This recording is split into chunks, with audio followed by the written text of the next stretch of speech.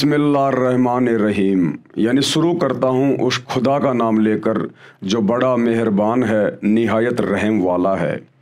परंतु मुसलमान भाइयों को तो पता ही नहीं कि वो बड़ा मेहरबान, निहायत रहम वाला अल्लाह कौन है। उस अल्लाह की जानकारी उस अल्लाह ने आज वर्तमान में धरती पर स्वयं प्रकट होकर संत रूप में, मुर्शिद रूप में, और ये पवित्र आसमानी पुस्तक मुसलमान नहीं समझे ज्ञान कुरान, इस पुस्तक को लिखकर इसमें जानकारी उपलब्ध करवाई है। पुस्तक को देखेंगे आपके सारे भ्रम क्लियर होते चले जाएंगे। इस पुस्तक के ऊपर आज हमारा ये 5वें नंबर का वीडियो है। पहले के 4 वीडियो आप जी को अवश्य देखने चाहिए, क्योंकि उनको देखे बिना आप जी अल्लाह के विषय में पूर्णतया शंका रहित नहीं हो पाओगे। तो शुरू करते हैं वीडियो उसी परमपिता परमेश्वर अल्लाह कबीर के नाम से।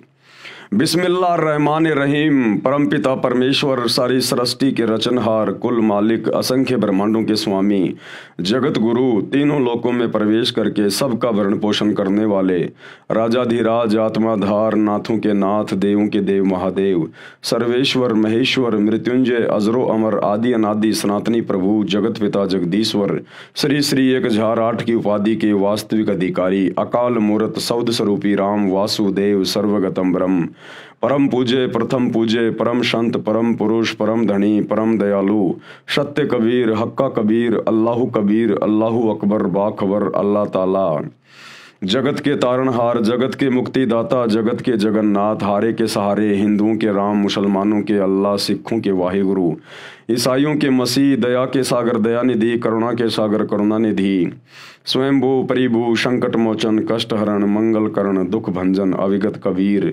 निर्विकार निर्विषम परमात्मा, अलय अलेख सतगुरु, आदि अनादि सतगुरु, असली मर्यादा पुरुषोत्तम, असली राम, असली कृष्ण, असली घनश्याम, असली मुरारी, राजाओं के राजा, महाराजाओं के महाराजा, शहंशाहों के शहंशाह, सम्राटों के सम्राट, भगवानों के भगवान, अल्लाहों के अल्लाह, प्रभुओं के प्रभु, मसीहाओं के मसीह, सच्चे वाहिगुरु, बाबाओं के बाबा, पीरों के पीर, सेठों के सेठ, जगत सेठ, सावड़सा सेठ, सर्वगुण संपन्न, अनंत कोटि कलाओं के स्वामी, अनंत कोटि ब्रह्मांडों के नायक, योगियों में महायोगी, ध्यानियों में महाध्यानी, सिद्धों में परम सिद्ध, ज्ञानियों में तत्व ज्ञानी, ब्रह्म ज्ञानी, महाज्ञानी, परम ज्ञानी, सर्वश्रेष्ठ ज्ञानी, विज्ञानी, युवा कबीर, समरथ कबीर, असमवात, अमित ओजा, सच्चे रहनुमा, करीम अल्लाह, सुभान अल्लाह, दुनिया के अंतिम पैगंबर, 8 सितंबर 1951 से गांव धनाना, जिला सोनीपत, हरियाणा, भारतवर्ष की पावन भूमि पे प्रकट रियल कल की भगवान, श्री नारायण साकार हरि, श्री बाबा साहेब, नूर अनंत परमात्मा, संत शिरोमणि सतगुरु रामपाल जी परमेश्वर जी के चरण कमल में लाइव वीडियो देख रहे आप और हम सभी भाई बहनों का अनंत कोटि दंडोत प्रणाम। तो भाई और बहनों, वो अल्लाहु अकबर, अल्लाहु कबीर जो वर्तमान समय तक पूरे विश्व के मुसलमान समाज के भाई बहनों के लिए एक अनसुलझी गुत्थी बना हुआ है, जिसे मुसलमान भाइयों ने निराकार कहकर छोड़ दिया कि वो साकार नहीं है, वो आकार में नहीं आता, वो मनुष्य रूप में नहीं आता, अल्लाह कभी पृथ्वी पे नहीं आता, अल्लाह तो बेचून है, 7वें आसमान पे रहता है, तख्त पे विराजमान है। आज वो अल्लाह, जिस अल्लाह के विषय में उल्टा ज्ञान हजरत मोहम्मद जी को कुरान शरीफ की आयतें नाजिल करते समय डुप्लीकेट अल्लाह शैतान ने दी, आज उस उल्टे ज्ञान को सीधा करने के लिए और अपनी वास्तविक पहचान करवाने के लिए कि अल्लाह कौन है, अल्लाह कैसा है, अल्लाह कैसे मिलता है, अल्लाह कैसे रहता है, आज वो अल्लाहु कबीर, अल्लाहु अकबर, वो खुदा स्वयं धरती पर सतगुरु रामपाल जी के रूप में, मुर्शिद रूप में प्रकट है, विद्यमान है। और मुसलमान धर्म की पुस्तकों से ही तौरात, जबूर, इंजिल, हदीसें, कुरान शरीफ, कुरान मजीद, इन सभी पवित्र पुस्तकों से ही खोल खोल के दिखा रहा है, बता रहा है। आपने पिछले वीडियो में भली भांति ये प्रमाण देख लिए होंगे। आज हम आगे बढ़ेंगे। परमेश्वर हमें सभी धर्मों की पुस्तकों से दिखा रहे हैं कि परमात्मा साकार है, धरती पर आता है, उसी ने सृष्टि को रचा है, और ये शैतान, ये काल यहाँ पर डुप्लीकेट अल्लाह बन के बैठ गया, जिसको आज पूरा मुसलमान समाज अपना अल्लाह मान के पूज रहा है। तो पवित्र बाइबल में भी गुरुदेव भगवान ने हमें दिखाया कि परमात्मा कैसा है, कहाँ रहता है, और उसने किसी भी व्यक्ति को, किसी भी इंसान को, उसने किसी का भी मांस खाने का आदेश नहीं दिया। उसने 6 दिन में आसमान और धरती के दरमियान जो भी कुछ था उसको रचा बनाया और 7वें दिन शाही तख्त पे जा विराजा। उस परमेश्वर अल्लाह कबीर ने हमें क्या कुछ आदेश दिया उन 6 दिनों के अंदर खाने पीने के लिए, आज पवित्र बाइबल से गुरुदेव भगवान प्रमाणित करने जा रहे हैं। तो भाइयों और बहनों, ये पवित्र पुस्तक है मुसलमान नहीं समझे ज्ञान कुरान, परमेश्वर रामपाल जी के द्वारा लिखित है। और आज इसमें हम आगे बढ़ेंगे पेज नंबर 15 से। सदग्रंथों में बाइबल का नाम भी है। बाइबल ये 3 पुस्तकों का संग्रह है। बाइबल 3 पुस्तकों का संग्रह है, तौरात का, जबूर का, इंजिल का। तौरात जो हजरत मूसा जी के ऊपर उतारी गई थी, जबूर हजरत दाऊद के ऊपर उतारी गई थी, और इंजिल ये ईसा जी के ऊपर उतारी गई थी। इन्हीं तीनों पुस्तकों का मिला जुला ज्ञान बाइबल के अंदर है। सदग्रंथों में बाइबल का नाम भी है। बाइबल ये 3 पुस्तकों का संग्रह है। नंबर 1 तौरात, नंबर 2 जबूर, नंबर 3 इंजिल। बाइबल में सबसे पहले सृष्टि की उत्पत्ति की जानकारी है, यानी बाइबल की शुरुआत में ही अध्याय नंबर 1 में सृष्टि उत्पत्ति की जानकारी है, क्रिएशन ऑफ द नेचर। वह तौरात पुस्तक वाली है जिसमें लिखा है कि परमात्मा ने सर्वप्रथम सृष्टि की रचना की। पृथ्वी, सूर्य, आकाश, पशु पक्षी, मनुष्य, नर नारी आदि की रचना परमात्मा ने 6 दिन में की तथा 7वें दिन तख्त पर जा विराजा, यानी सिंहासन पे जाके बैठ गया। अब निराकार क्या बैठेगा कुर्सी पे, सिंहासन पे? जो निराकार है, दिखाई नहीं देता, फिर उसको किसने देखा सिंहासन पर बैठते हुए? तो जो साकार होगा, मनुष्य जैसा होगा, वही तो सिंहासन पे बैठेगा। तो परमात्मा साकार है। सृष्टि रचना अध्याय 1 के श्लोक 26, 27, 28 में यह भी स्पष्ट किया है कि परमात्मा ने मानव को अपने स्वरूप जैसा उत्पन्न किया। इससे सिद्ध हुआ कि परमात्मा भी मनुष्य जैसा नराकार यानी नर आकार। एक होता है निराकार, निराकार का मतलब होता है अदृश्य, जो दिखाई ना दे। एक होता है नराकार यानी नर जैसे आकार का, इंसान जैसे आकार का। तो वो परमात्मा अल्लाह कबीर वो निराकार नहीं, वो नराकार है, नराकार, नर आकार जैसा, इंसान जैसा। आपको थोड़ा सा दिखा देते हैं बाइबल से भाइयों और बहनों, ताकि आपको विश्वास हो। उसके बाद फिर हम आगे बढ़ेंगे, क्योंकि विश्वास कराना बहुत ज़रूरी है। विश्वास के बिना बात बनेगी नहीं। तो ये पवित्र बाइबल है, आपकी आंखों के सामने है। मैंने अपने घर से नहीं बनाई है, पूरी दुनिया इसी बाइबल को पढ़ती है। पवित्र बाइबल अर्थात पुराना और नया धर्म नियम, ये सब कुछ लिखा हुआ है। The Bible society of India, ये सब कुछ है, आप देख सकते हैं। और बाइबल के अंदर जब हम जाएंगे, शुरुआत में ही बाइबल में, बिल्कुल शुरुआत में सब कुछ क्लियर है। ये देखिए, उत्पत्ति अध्याय, ये बाइबल का उत्पत्ति अध्याय 1, और इसका ये 26, 27 और 28 नंबर इसका ये श्लोक है। 26 में क्या लिखा है?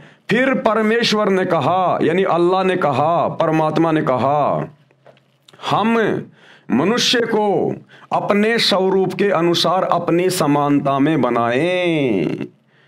अब बताओ, पूरा ईसाई समाज, पूरा मुस्लिम समाज आंखें बंद करके बैठा हुआ है, और ये सदग्रंथ चीख चीख के कह रहे हैं, चीख चीख के, कि अल्लाह कबीर साकार है, मनुष्य के जैसा है। और उस अल्लाह कबीर ने, उस परमेश्वर ने, परम ईश्वर ने, परमेश्वर का मतलब होता है परम ईश्वर, सबसे बड़ा भगवान, उसने मनुष्यों को अपने जैसा, अपनी समानता में बनाया।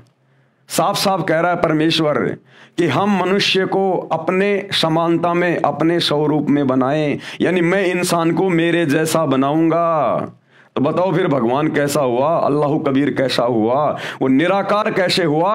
वो तो नराकार है, नर आकार में, जिन्होंने अपने जैसा आप और हमें बनाया, स्त्री और पुरुषों को बनाया।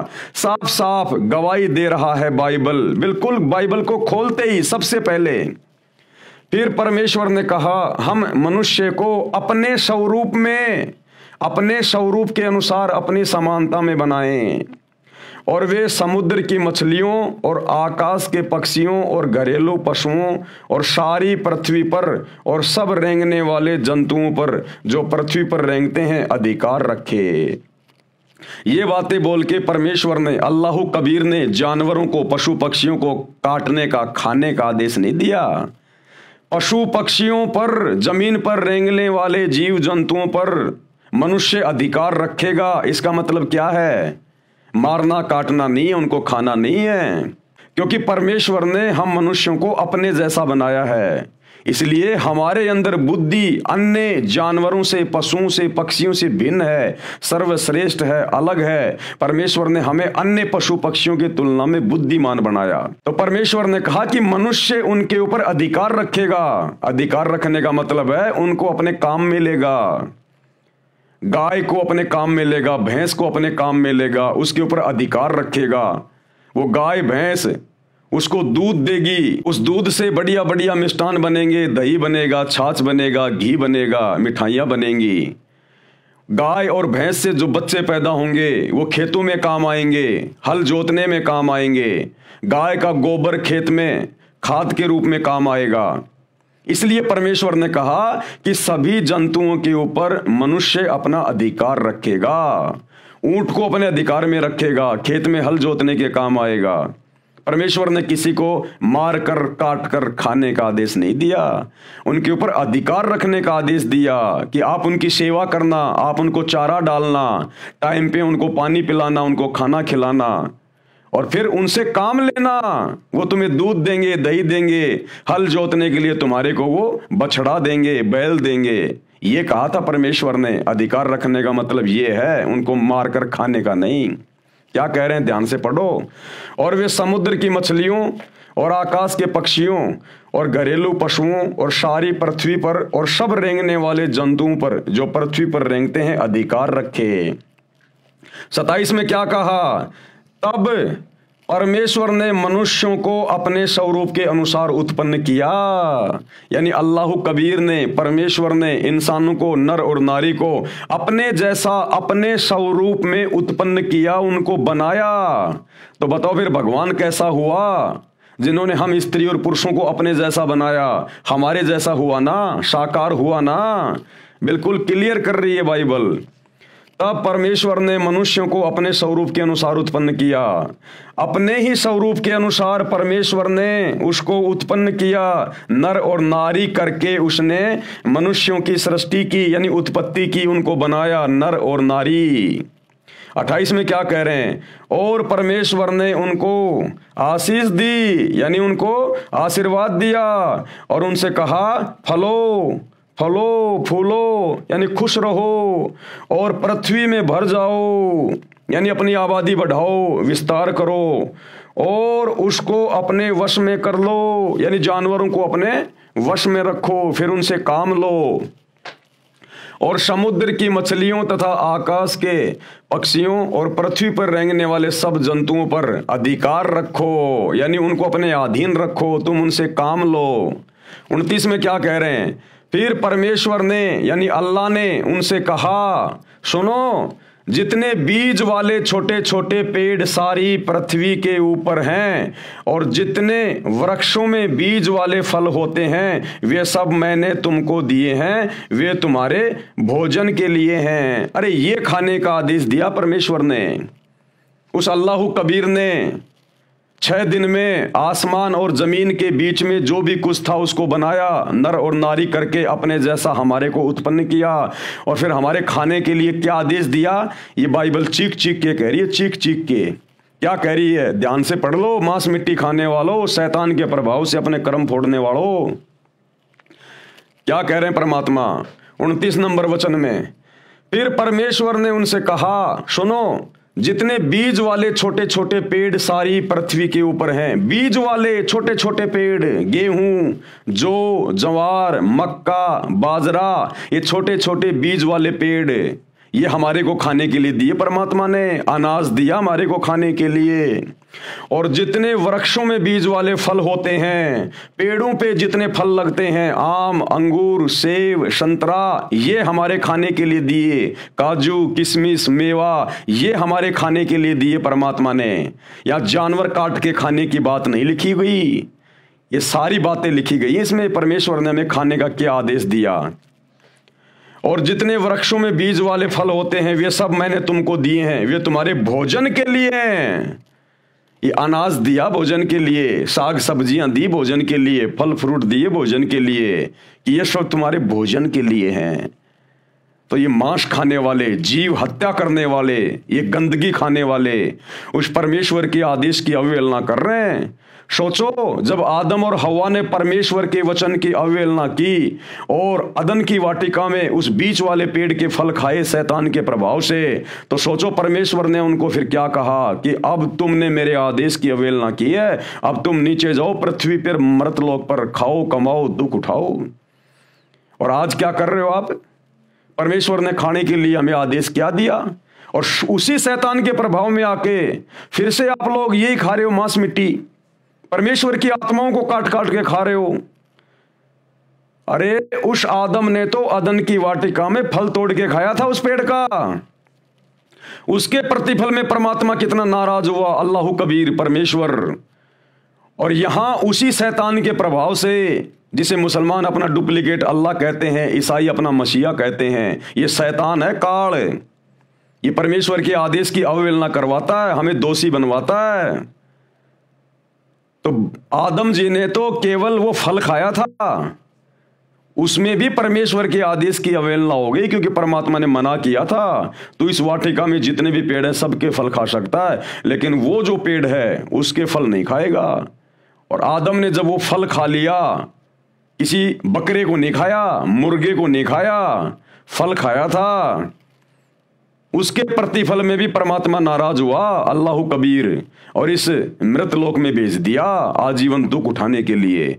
और तुम आज यहां उसी शैतान के प्रभाव में आके उस परमेश्वर की रूह को खा रहे हो, आत्माओं को खा रहे हो, मांस को खा रहा है।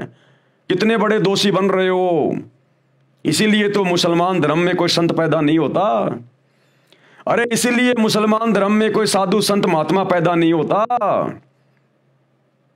क्योंकि नेक आत्माओं के घरों में नेक आत्माएं उत्पन्न होती हैं, लेकिन मुसलमान धर्म में, ईसाई धर्म में कोई नेक आत्मा रही नहीं। सबने मांस खा खा के साग सब्जी की तरह अपने कर्म बिगाड़ लिए। तो साधु संत भी पैदा होना भूल गए मुसलमान धर्म में, ईसाई धर्म में। हिंदू धर्म में थोड़ी बहुत नेक आत्मा है, इसलिए साधु संत महात्मा हिंदू धर्म में, हिंदू धर्मों में जन्म ले रहे हैं। तो अपने कर्म बिगाड़ो मत भाइयों और बहनों। आप जिन पवित्र पुस्तकों को बिल्कुल क्लियर मानते हो, एथेंटिक मानते हो, प्रमाणित मानते हो, ये मुसलमान धर्म के लोग, ईसाई धर्म के लोग बाइबल को हाथ में ले लेके दुनिया को ये प्रवचन देते हैं, परमेश्वर का ये वचन है, परमेश्वर का वो वचन है, और खुद परमेश्वर के एक भी वचन पे नहीं चल रहे। अब परमेश्वर का क्या वचन है, इसलिए उस परमेश्वर ने, अल्लाह कबीर ने खुद धरती पर संत रूप में आके बताना पड़ता है। ये बाइबल लिखे हुए कितना टाइम हो गया। इस बाइबल को खोलते ही सबसे पहले यही लिखा है कि परमात्मा, परमेश्वर साकार है, मनुष्य के जैसा है। और आज पूरा ईसाई समाज, मुसलमान समाज परमात्मा को बेचैन कह के, फॉर्मलेस कह के, निराकार कह के उससे मुंह फेरे बैठा है। तो क्या खाक वचन पढ़े तुम लोगों ने बाइबल के, कुरान मजीद के, कुरान शरीफ के? क्योंकि वही तो ज्ञान है, उसी शैतान का उतारा हुआ ज्ञान, उसी काल का दिया हुआ ज्ञान है। तुम तो इसको भी ढंग से नहीं समझ पाए। ये ज्ञान भी उस परमेश्वर ने, अल्लाह कबीर ने आज धरती पर आकर बताना पड़ा, और उन्हीं के आदेश से हम आप लोगों को समझा रहे हैं, दिखा रहे हैं कि अब भी आप लोगों की आंखें फूटी पड़ी है भाई और बहनों। तो परमेश्वर ने फल फ्रूट खाने का आदेश दिया। छोटे छोटे बीज वाले पेड़, गेहूं, जौ, ज्वार, मक्का, बाजरा, ये खाने का आदेश दिया। काजू, किशमिश, मेवा, संतरा, आम, अंगूर, ये खाने का आदेश दिया। और हम क्या खा रहे हैं? पेशाबी गंध खा रहे हैं। अरे नर और मादा के संयोग से जो पदार्थ निकलता है उसी से तो वो बच्चा बनता है, अंडा बनता है, मुर्गा बनता है, वो बकरा बनता है। तो पेशाबी गंध खा रहे हो तुम और फिर कहते हो हम बड़े पाक हैं, हम बड़े जो है वो पवित्र हैं। क्या खाक पवित्र हो? तुम्हारे से गंदा तो कोई जान में नहीं होगा। जो पेशाब को खा रहे हैं, पेशाबी गंध खा रहे हैं, उस मैल को खा रहे हैं और ऊपर से परमात्मा के दोषी बन रहे हैं और फिर कहते हैं हम बड़े पाक और पवित्र हैं। ऐसे निकम्मों से जो मांस खाते हैं, चाहे किसी भी धर्म का हो, अल्लाह शोकोस दूर है, शोकोस दूर। विचार करो भाई और बहनों, ये सदग्रंथ क्या कह रहे हैं, जो भक्ति का आधार है। फिर परमेश्वर ने उनसे कहा, सुनो, जितने बीज वाले छोटे छोटे पेड़ सारी पृथ्वी के ऊपर हैं और जितने वृक्षों में बीज वाले फल होते हैं वे सब मैंने तुमको दिए हैं, वे तुम्हारे भोजन के लिए हैं, खाने के लिए हैं। और क्या कह रहे हैं आगे, और जितने पृथ्वी के पशु और आकाश के पक्षी और पृथ्वी पर रेंगने वाले जंतु हैं, जिनमें जीवन का प्राण है, यानी जिनमें आत्मा है, रूह है, श्वासें हैं, उन सब के खाने के लिए मैंने सब हरे हरे छोटे पेड़ दिए हैं। यानी पशु पक्षियों के लिए, जानवरों के लिए मैंने हरे भरे छोटे छोटे पेड़ दिए हैं। यानी ये घास फूस वगैरह ये मैंने जानवरों के लिए बनाया है, खाने के लिए। तो जानवर तो बेचारे अपनी हद में है, लेकिन इंसान बेहदी हो गया, बेहदी। और भाई इसकी सजा भोगनी पड़ेगी। इसलिए तो गधे, कुत्ते, सुअर, एक कुतिया एक बार में 8-8 बच्चे पैदा करती है। क्यों कर रही है? उन्हीं निकम्मों को पैदा कर रही है जो पहले इस मनुष्य शरीर में थे, हिंदू मुसलमान थे, सिख ईसाई थे, मांस काट काट के खा रहे थे, शराब पी रहे थे, शैतान की साधना कर रहे थे। आज उनको अपने कर्म भोगने पड़ रहे हैं उस कुतिया के पेट में आके। एक सुअरी 12-12 बच्चे पैदा करती है। क्यों कर रही है? ये वही इंसान है, वही निकम्मी आत्माएं हैं जिन्होंने परमेश्वर के आदेश की उल्लंघना की, सच्चे खुदा की इबादत नहीं की, शैतान की भक्ति करते रहे, डुप्लीकेट भगवान की भक्ति करते रहे और मांस मिट्टी खाते रहे, नशा करते रहे, चोरी जारी करते रहे, ब्याज लेते रहे, झूठ बोलते रहे। अब वो जानवर के पेट में जन्म ले रहे हैं और कष्ट भोग रहे हैं, दुख भोग रहे हैं। तो परमेश्वर ने तो पशु पक्षियों के लिए खाने को क्या कहा है, क्या दिया है, वो भी सब कुछ बाइबल में लिखा हुआ है। और पृथ्वी पर रेंगने वाले जंतु हैं जिनमें जीवन का प्राण है, उन सब के खाने के लिए मैंने सब हरे हरे छोटे पेड़ दिए हैं। और वैसा ही हो गया। परमेश्वर ने कहा कि जैसा मैंने कहा वैसा ही होता चला गया। पेड़ बन गए, घास फूस बन गए, सब बन गए। तब परमेश्वर ने जो कुछ बनाया था सबको देखा तो क्या देखा कि वह बहुत ही अच्छा है। तब सांझ हुई, फिर भोर हुई और इस प्रकार छठा दिन हो गया। इस प्रकार छठा दिन हो गया। 6 दिन कंप्लीट हो गए। परमेश्वर ने 6 दिन में आसमान और जमीन के दरमियान जो भी कुछ था उसको पैदा किया, उत्पन्न किया। और 7वें दिन वो अल्लाह कबीर, वो परमेश्वर, वो शतलोक के सिंहासन पे जाके बैठ गया। अब परमेश्वर ने 6 दिन में किस किस को क्या आदेश दिया, सब कुछ बाइबल में लिखा हुआ है। किसी को मांस खाने का आदेश नहीं दिया, किसी जानवर को भी मांस खाने का आदेश नहीं दिया परमेश्वर ने। सतयुग में शेर भी मांस नहीं खाता था। गुरुदेव कहते हैं कुछ ऐसे पेड़ हुआ करते थे, उसकी छाल के वो पंजा मार के और वो तरल पदार्थ पिया करता था, घास फूस खाया करता था, पेड़ के पत्ते खाया करता था। शेर भी, सतयुग में जानवर भी मांस नहीं खाते थे। आगे चलकर शैतान के प्रभाव से फिर ये पूरा सिस्टम बिगड़ गया। तो इंसान को मांस खाने का आदेश कैसे देगा? वो कादर अल्लाह, निहायत मेहरबान रहम दिल अल्लाह। एक आत्मा को दूसरी आत्मा के माध्यम से क्यों कटवाएगा? क्या वो निर्दयी है क्या, अन्यायी है क्या? वो नहीं देगा। तो 6 दिन में परमात्मा ने जमीन और आसमान के बीच में जो भी कुछ था उसको बनाया। इंसानों को क्या खाना है, जानवरों को क्या खाना है, परमेश्वर ने उनको बता भी दिया अपने वचन में, और उनके लिए वो चीजें उसने उत्पन्न भी कर दी। और 7वें दिन वो तख्त पे जा बैठा, वो सबसे बड़ा अल्लाह, सुप्रीम गॉड। अब भाइयों और बहनों, उसके बाद उस परमेश्वर के आदेश देकर शतलोक में सिंहासन पर जाकर बैठने के बाद इस शैतान ने फिर अपने फरिश्ते भेजकर, शैतान ने मुल्ला मौलवियों में कुप्रेरणा करके, भूत की तरह प्रवेश करके, अपने फरिश्तों के माध्यम से फिर इसने जो आदेश दिए हैं, और आगे उन धर्म के लोगों ने फिर मांस खाना जो शुरू किया है, इसमें परमेश्वर का कोई हाथ नहीं है। ये वर्तमान में इन हदीसों के अंदर जो आदेश लिखे हुए हैं, या बाइबल में कहीं कोई आदेश लिखा हुआ है मांस खाने का, ये अल्लाह कबीर का नहीं है, परमेश्वर का नहीं है। उसने तो 6 दिन में सब कुछ बना के, किसको क्या खाना है, क्या पीना है, पूरा आदेश देके 7वें दिन तख्त पे जा बैठा। उसके बाद फिर इस शैतान ने जो झूठे आदेश हदीसों में या अन्य किसी के माध्यम से, फरिश्तों के माध्यम से जो दिलवाए हैं, ये परमेश्वर का आदेश नहीं है। अब यदि कोई मांस खाएगा, नशा करेगा, उल्टे कर्म करेगा, तो सीधा सीधा वो सुप्रीम कोर्ट का दोषी होगा, अल्लाह कबीर का, परमेश्वर का दोषी बनेगा। तो ये अल्लाह अकबर का आदेश नहीं है मांस खाने का। उसने तो 6 दिन में जो आदेश देना था दे दिया, 7वें दिन जाके तख्त पे बैठ गया। उसके बाद यदि जबूर में, तौरात में, इंजिल में, कुरान में यदि कहीं भी मांस खाने का आदेश लिखा हुआ है, तो उस अल्लाह कबीर का नहीं, ये शैतान का आदेश है, शैतान का आदेश। और शैतान के आदेश को मानकर यदि आप मांस खाओगे, उल्टे कर्म करोगे, तो ओरिजिनल अल्लाह के, कादिर अल्लाह के दोषी बनोगे, और भाई जहन्नुम में डाले जाओगे, दोजक की आग में, नरक में 84 लाख योनियों में फिर अपना कर्म भोगने के लिए बारंबार जन्म लेना पड़ेगा।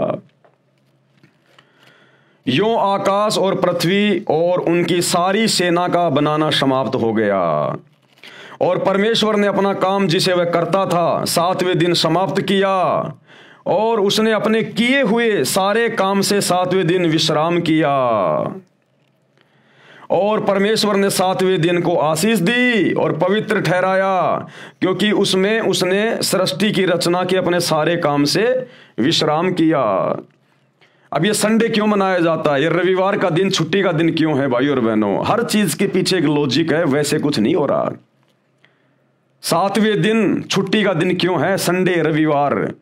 क्योंकि परमेश्वर ने 7वें दिन फिर विश्राम किया। उस परमात्मा ने 6 दिन में सृष्टि रच के 7वें दिन तख्त पे विश्राम किया, आराम किया। इस कारण से, उस परमेश्वर की प्रेरणा से, अन्यथा यह शैतान तो हमारे को 7 दिन ये गधा बना के रखना चाहता है, बैल और गधे की तरह हमारे से मेहनत करवाता है। लेकिन ये एक दिन जो ये छुट्टी का है, रविवार, ये भी उस अल्लाह कबीर परमेश्वर सतगुरु रामपाल जी भगवान की दया से यहां पर शुरू हुआ है, 7वां दिन छुट्टी का। क्योंकि परमेश्वर ने 6 दिन में सृष्टि रची और 7वें दिन खुद तख्त पे जाके विश्राम किया, और हमारे लिए भी परमात्मा ने एक ये दिन विश्राम का दिन रख दिया। ये रविवार इसलिए मनाया जाता है। आगे क्या लिखा है परमेश्वर ने? मनुष्य की उत्पत्ति, आकाश और पृथ्वी की उत्पत्ति का वृतांत, आकाश और पृथ्वी की उत्पत्ति का वृतांत, ये वही चल रहा है। उत्पत्ति 1 यह है कि जब वे उत्पन्न हुए, अर्थात जिस दिन यहोवा परमेश्वर ने, यानी समर्थ परमात्मा ने, अल्लाह कबीर ने पृथ्वी और आकाश को बनाया, तब मैदान का कोई पौधा भूमि पर न था और न मैदान का कोई छोटा पेड़ उगा था, क्योंकि यह यहोवा परमेश्वर ने पृथ्वी पर जल नहीं बरसाया था और भूमि पर खेती करने के लिए मनुष्य भी नहीं था, तो भी कोहरा पृथ्वी से उठता था। यानी परमात्मा ने 6 दिन में जो भी कुछ बनाया, उस समय पृथ्वी पर कोई इंसान नहीं था।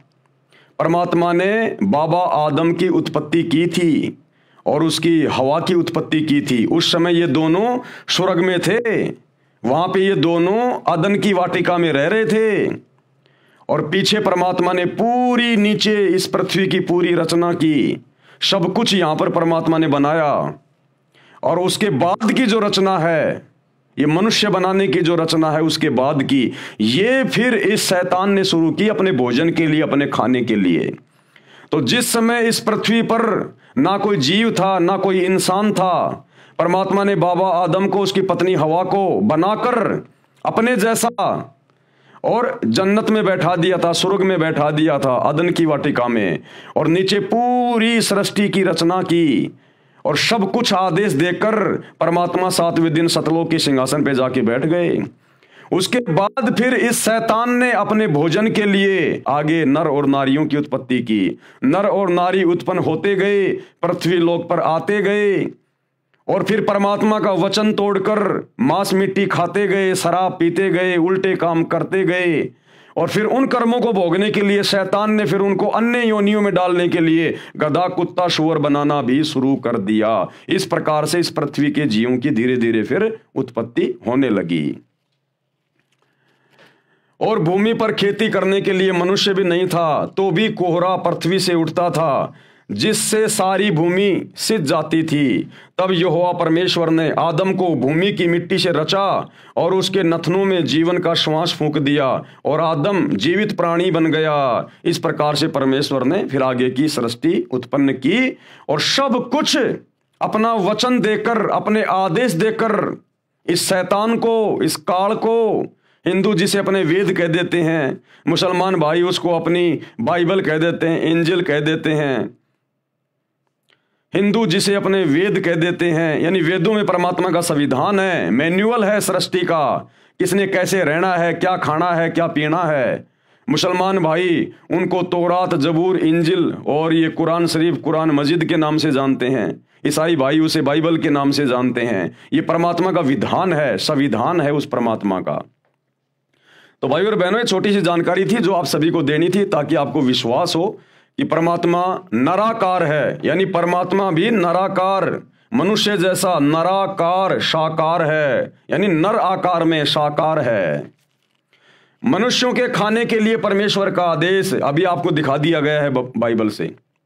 उत्पत्ति अध्याय में बाइबल में लिखा है कि श्लोक नंबर 27-28 में मनुष्यों के खाने के लिए बीजदार पौधे यानी गेहूं, चने, बाजरा आदि आदि तथा फलदार वृक्ष दिए हैं, ये तुम्हारा भोजन है। पशु पक्षियों के खाने के लिए घास, पत्तेदार झाड़ियां दी हैं।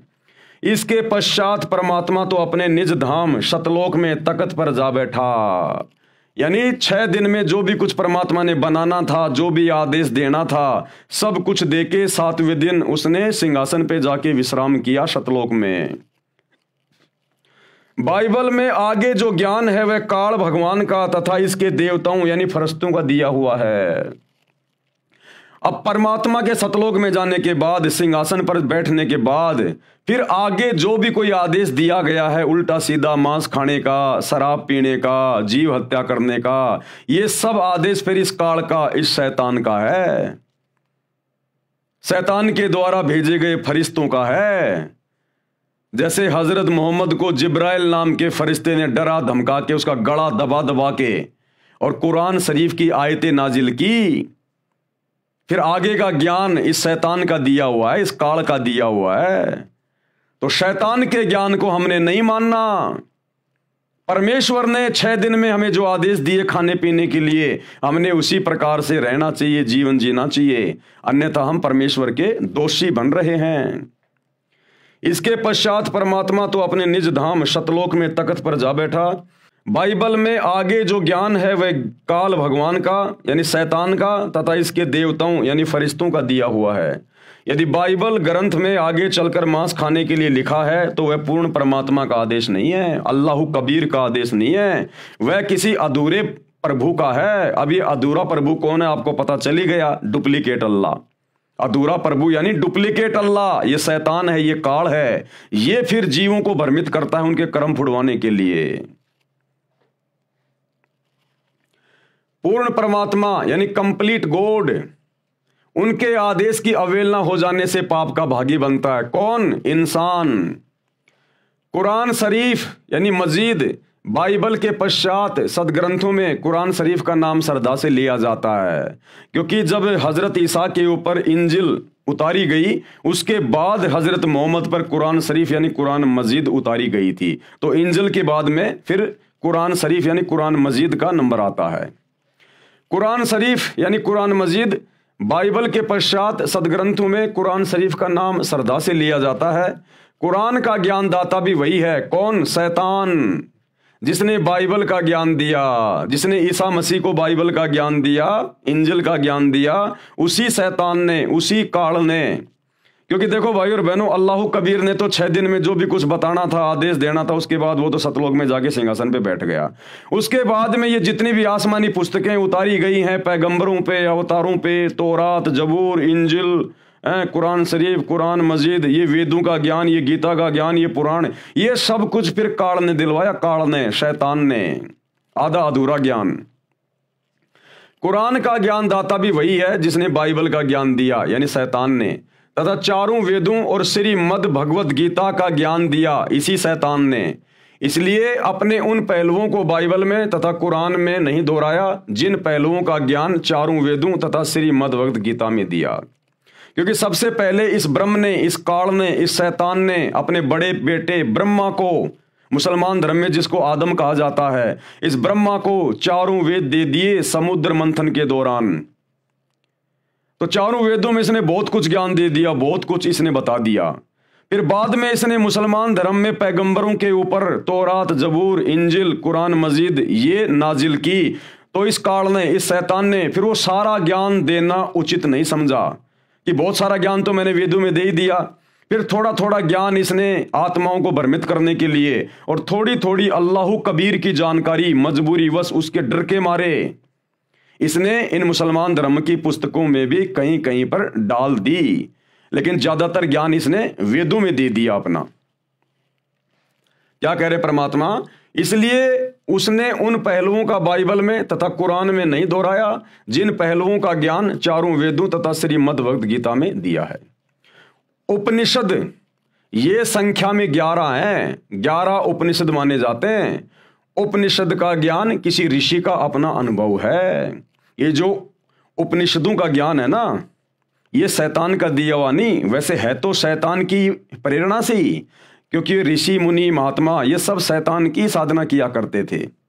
तो जैसा भी शैतान ने इनको प्रकाश रूप में इनको दर्शन दिए या जैसा भी इनको भक्ति का अनुभव करवाया, उस आधार से इन्होंने अपने अनुभव की पुस्तकें लिख दी। परमात्मा कैसा है, क्योंकि वो शैतान दिखाई देता नहीं, उसने सौगंध खा रखी है। ये लगा लगा के समाधि हजारों साल तक बैठे रहते थे। अंत में सहस्रार कमल में, जहां पर ये काल ज्योति निरंजन रहता है, शैतान रहता है, वहां पर इनकी समाधि चली जाती है। वहां इनको ज्योतियां दिखाई देती है, प्रकाश ही प्रकाश दिखाई देता है। अंत में ये मान लेते हैं कि अल्लाह तो निराकार है, वो तो प्रकाश रूप है, और फिर अपना अनुभव पुस्तकों में लिख देते हैं। तो ये उपनिषदों का जो ज्ञान है, जो संख्या में 11 उपनिषद हैं, इनमें अल्लाह का ज्ञान नहीं है, परमात्मा का ज्ञान नहीं है। ये साधु संत महात्माओं ऋषियों का अपना खुद का भक्ति अनुभव का ज्ञान है। इन उपनिषदों से केवल हम उसी ज्ञान को स्वीकार करेंगे जो ज्ञान वेदों से मेल खाएगा, जो ज्ञान सूक्ष्म वेद से मेल खाएगा, कबीर परमेश्वर के कबीर सागर से मेल खाएगा। इन उपनिषदों से हमने केवल उसी ज्ञान को लेना है। अन्य ज्ञान हमारे किसी काम का नहीं, वो किसी व्यक्ति विशेष का अपना अनुभव है। उपनिषद ये संख्या में 11 माने जाते हैं।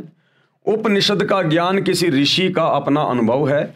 यदि वह अनुभव वेदों व गीता से नहीं मिलता तो वह व्यर्थ है, बेकार है, उसको ग्रहण नहीं करना चाहिए। इसलिए उपनिषदों को छोड़कर वेदों व गीता के ज्ञान को ग्रहण करना चाहिए, क्योंकि उपनिषदों का अधिकतर ज्ञान वेदों व गीता के ज्ञान के विपरीत है। इसी प्रकार बाइबल तथा कुरान के ज्ञान को समझें कि जो ज्ञान वेदों तथा गीता से मेल नहीं करता उनको ग्रहण नहीं करना चाहिए। यानी मुसलमान धर्म की चारों पुस्तकें, यदि उनका ज्ञान चारों वेदों और गीता से मेल नहीं खाता है तो वो ज्ञान किसी काम का नहीं है, वो शैतान का जबरदस्ती फालतू का ठोका हुआ ज्ञान है। वेदों व गीता में जो ज्ञान सूक्ष्म वेद से नहीं मिलता, अब क्या समझाना चाह रहे हैं परमात्मा भाई और बहनों, थोड़ा सा दिमाग पे जोर डालना। परमात्मा कहना चाह रहे हैं कि जो ज्ञान वेदों से मेल नहीं खाता, जो ज्ञान वेदों से मेल नहीं खाता, वो ज्ञान हमने बिल्कुल भी स्वीकार नहीं करना है। वो चाहे मुसलमान धर्म की चारों पुस्तकों का ज्ञान हो, चाहे 11 उपनिषदों का ज्ञान हो, चाहे 18 पुराणों का ज्ञान हो। जो ज्ञान वेदों से मेल नहीं खाता वो ज्ञान हमने स्वीकार नहीं करना। और जो ज्ञान वेदों का जो ज्ञान सूक्ष्म वेद से मेल नहीं खाता, सूक्ष्म वेद यानी कबीर परमात्मा का ज्ञान, कबीर अल्लाह कबीर की वाणियां, कबीर सागर आदरणीय गरीबदास जी का सदग्रंथ साहिब, जो ज्ञान कबीर सागर से मेल नहीं खाता, कौन सा? वेदों वाला जो ज्ञान और गीता वाला जो ज्ञान सूक्ष्म वेद से मेल नहीं खाता, कबीर सागर से, कबीर परमात्मा की वाणियों से, उनके ज्ञान से मेल नहीं खाता, वो ज्ञान भी हमने नहीं मानना है। क्योंकि सर्वोपरि ज्ञान है सूक्ष्म वेद में। सूक्ष्म वेद यानी वो कबीर परमात्मा धरती पे प्रकट होकर जो ज्ञान देता है फिर उसको लिखवा देता है। जैसे 650 साल पहले आए कबीर दास नाम से, उन्होंने सूक्ष्म वेद लिखवा दिया आदरणीय धर्मदास जी के माध्यम से, कबीर सागर। और 300 साल पहले गांव छुड़ानी जिला झज्जर हरियाणा में आए आदरणीय गरीबदास जी के नाम से, और एक पंडित गोपाल दास जी से उन्होंने सदग्रंथ साहिब की रचना करवा दी जिसमें 24,000 वाणियां हैं। तो ये है सूक्ष्म वेद। काल प्रेरणा से, शैतान प्रेरणा से नकली कबीर पंथियों ने कबीर सागर में भी आगे चल के मिलावट कर दी। इसलिए अल्लाह कबीर ने गरीबदास जी को भेजा, स्वयं आए वो गरीबदास जी के रूप में, लीला की, और दोबारा से उन्होंने सूक्ष्म वेद की रचना की। आज सूक्ष्म वेद से सतगुरु रामपाल जी भगवान हमें पूरा ज्ञान समझा रहे हैं। तो गरीबदास जी की वाणियों में जो ज्ञान है उसमें रत्ती भर भी मिलावट नहीं है, छटांग भर भी प्योर घी है, प्योर घी। तो जो कुछ गरीबदास जी के सदग्रंथ साहिब में लिखा हुआ है, जो हमें सतगुरु रामपाल जी भगवान बता रहे हैं, और सतगुरु रामपाल जी को गरीबदास जी के ग्रंथ की भी कोई आवश्यकता नहीं है, ये तो स्वयं अल्लाह कबीर है। लेकिन अगर ये अपने मुंह से बोलने लग जाए वैसे ही, तो हम नालायक विश्वास नहीं कर पाएंगे कि गुरुजी बोल कैसे रहे हैं, गुरुजी का बोलने का आधार क्या है। इसलिए हमारी छोटी बुद्धि को देखते हुए ये अल्लाह कबीर सतगुरु रामपाल जी, इन्होंने गरीबदास जी के रूप में आके पहले वो ग्रंथ लिखना पड़ा, और आज उस ग्रंथ को आधार बनाकर आप और हमें समझा रहे हैं, तो हम यकीन कर रहे हैं। तो जो ज्ञान सूक्ष्म वेद में है और बाकी किसी भी ग्रंथ में जो ज्ञान है, यदि वो सूक्ष्म वेद वाले ज्ञान से मेल नहीं खाता है, वो चाहे चारों वेदों का ज्ञान हो, चाहे मुसलमान धर्म की चारों पुस्तकों का ज्ञान हो, चाहे बाइबल का हो, 18 पुराणों का हो, 11 उपनिषदों का हो, यानी गरीबदास जी के सदग्रंथ को छोड़ के, सूक्ष्म वेद को छोड़ के इस धरती पर जितने भी धर्म ग्रंथ हैं, यदि उनका ज्ञान गरीबदास जी के ग्रंथ से मेल नहीं खाता है तो वो बेकार है, वो शैतान का दिया हुआ है, शैतान के फरिश्तों का दिया हुआ है, किसी ऋषि महात्मा साधु संत का अपना खुद का अनुभव है जो हमारे किसी काम का नहीं है। ये कहना चाह रहे हैं परमात्मा। वेदों व गीता में जो ज्ञान सूक्ष्म वेद से नहीं मिलता वह ग्रहण नहीं करना चाहिए। पुराण, ये पुराण क्या है? ये संख्या में 18 माने गए हैं। वैसे यह पुराणों का ज्ञान एक ही बोध माना जाता है। यह ज्ञान सर्वप्रथम ब्रह्मा जी ने अपने पुत्रों दक्ष आदि ऋषियों को दिया था। राजा दक्ष जी, मनु जी तथा पाराशर आदि ऋषियों ने इसका आगे प्रचार करते समय अपना अनुभव भी मिला दिया। जिस प्रकार कबीर सागर के अंदर इन नकली कबीर पंथियों ने धीरे धीरे अपना ज्ञान मिलाना शुरू कर दिया और उसमें अज्ञान ठोक दिया, इसी प्रकार इस ब्रह्म ने, काल ने, शैतान ने समुद्र मंथन के दौरान जो ज्ञान अपने बड़े बेटे ब्रह्मा जी को दिया था, वो ज्ञान ब्रह्मा जी ने अपने वंशजों को दिया, और ब्रह्मा जी के वंशजों ने, पाराशर ऋषि ने और दक्ष ने, मनु ने, फिर इन्होंने चतुराई करके अपना खुद का अनुभव भी उस ज्ञान में ठोकना शुरू कर दिया। धीरे धीरे उस ज्ञान को फिर अज्ञान बनाना शुरू कर दिया। यह ज्ञान सर्वप्रथम ब्रह्मा जी ने अपने पुत्रों दक्ष आदि ऋषियों को दिया था। राजा दक्ष, मनु जी तथा पाराशर आदि ऋषियों ने इसका आगे प्रचार करते समय अपना अनुभव भी मिला दिया। इस प्रकार 18 भागों में पुराणों का ज्ञान माना गया है। 18 पुराणों के ज्ञान का जो अंश, यानी 18 पुराणों में जो ज्ञान है, वो ज्ञान यदि वेदों तथा गीता से मेल नहीं खाता तो वह त्याग देना चाहिए। इसी प्रकार अन्य कोई भी पुस्तक वेदों व गीता के ज्ञान के विपरीत ज्ञान युक्त है, उसे भी त्याग देना चाहिए। गीता अध्याय 18 श्लोक 62 में गीता ज्ञानदाता यानी ये ब्रह्म, ये शैतान, ये काल अर्जुन को कह रहा है कि तू सर्वभाव से उस परमेश्वर की जो गीता ज्ञानदाता से अलग है, यानी शैतान से अलग है, अपने से अन्य परमेश्वर की बात कर रहा है ये शैतान, ये काल, उसकी शरण में जा। उस परमेश्वर की कृपा से ही तू परम शांति तथा सनातन परम धाम यानी सतलोक को प्राप्त हो जाएगा। गीता अध्याय 4 श्लोक 32 में कहा है कि जो ज्ञान सूक्ष्म वेद स्वयं परमात्मा अपने मुख कमल से बोलकर बताता है वह सच्चिदानंद घन ब्रह्म की वाणी कही जाती है, यानी वो कबीर वाणी कही जाती है, कलाम कबीर। उसी को तत्व ज्ञान भी कहते हैं जिसमें परमात्मा ने पूर्ण मोक्ष मार्ग का ज्ञान दिया है। गीता अध्याय 4 श्लोक 34 में कहा है कि उस तत्व ज्ञान को जो कलाम ए कबीर में लिखा हुआ है, कबीर की वाणियों में जो ज्ञान है, सूक्ष्म वेद में जो ज्ञान है, ये शैतान, ये ब्रह्म, ये काल गीता का ज्ञान देते समय श्री कृष्ण जी में भूत की तरह प्रवेश करके अर्जुन को कह रहा है कि उस तत्व ज्ञान को, जो ज्ञान वो कबीर परमात्मा सच्चिदानंद घन ब्रह्म पूर्ण परमेश्वर इस पृथ्वी पर संत रूप में आके देता है, वाणियां बोलता है, सदग्रंथ लिखवाता है, उस ज्ञान को तू किसी तत्वदर्शी संत की शरण में जाकर समझ। जिस प्रकार हजरत मोहम्मद जी को यही शैतान, यही काल सूरत फुरकान 25 आयत नंबर 58 से 59 में कह रहा है कि वो अल्लाह जिसने 6 दिन में आसमान और जमीन के बीच में जो भी कुछ था उसको बनाया और 7वें दिन तख्त पे जावे राजा, उसकी जानकारी किसी बाखबर से जा पूछो कि हजरत मोहम्मद मुझे उसकी जानकारी नहीं है पूरी, उसकी इबादत की पूरी जानकारी मेरे पास नहीं है, वो जानकारी तुझे कोई बाखबर बताएगा, यानी उस ज्ञान को जानने वाला। और यही बात ये शैतान, ये काल, ये सबको ऐसे ही भ्रमित रखता है, हिंदुओं को, मुसलमानों को। यही ज्ञान ये शैतान, ये काल गीता का ज्ञान देते समय अर्जुन को कह रहा है अध्याय 4 श्लोक 34 में कि उस तत्व ज्ञान को जो वो परमात्मा स्वयं धरती पे आके बताता है, उस तत्व ज्ञान को तू तत्वदर्शी संतों के पास जाकर समझ। मुसलमान धर्म में तत्वदर्शी संत को कहते हैं बाखबर, इल्म वाला। तो इससे हमारी समझ में आ जाना चाहिए कि हिंदुओं के वेदों का और गीता का ज्ञान और मुसलमानों की चारों पुस्तकों का ज्ञान और बाइबल का ज्ञान इसी काल ने, इसी शैतान ने दिया है, जो आधा अधूरा है। तभी तो कह रहा है कि मेरे पास कंप्लीट जानकारी नहीं है। हिंदुओं को कह रहा है कि तत्वदर्शी संत के पास जाके समझो उस ज्ञान को, उस अल्लाह की जानकारी को, कि भाई तुम कैसे जन्म और मरण से छूटोगे, कैसे तुम गधे कुत्ते सूअर बनने से छूटोगे, कैसे तुम सतलोक में जाओगे, 7वें आसमान पर अपने अल्लाह के पास जाओगे। किसी तत्वदर्शी संत के पास जाकर पूछ। और कुरान शरीफ में हजरत मोहम्मद को कह रहा है कि किसी बाखबर से जाके पूछ, मेरे को नहीं पता उस कंप्लीट गॉड का, अल्लाह कबीर का।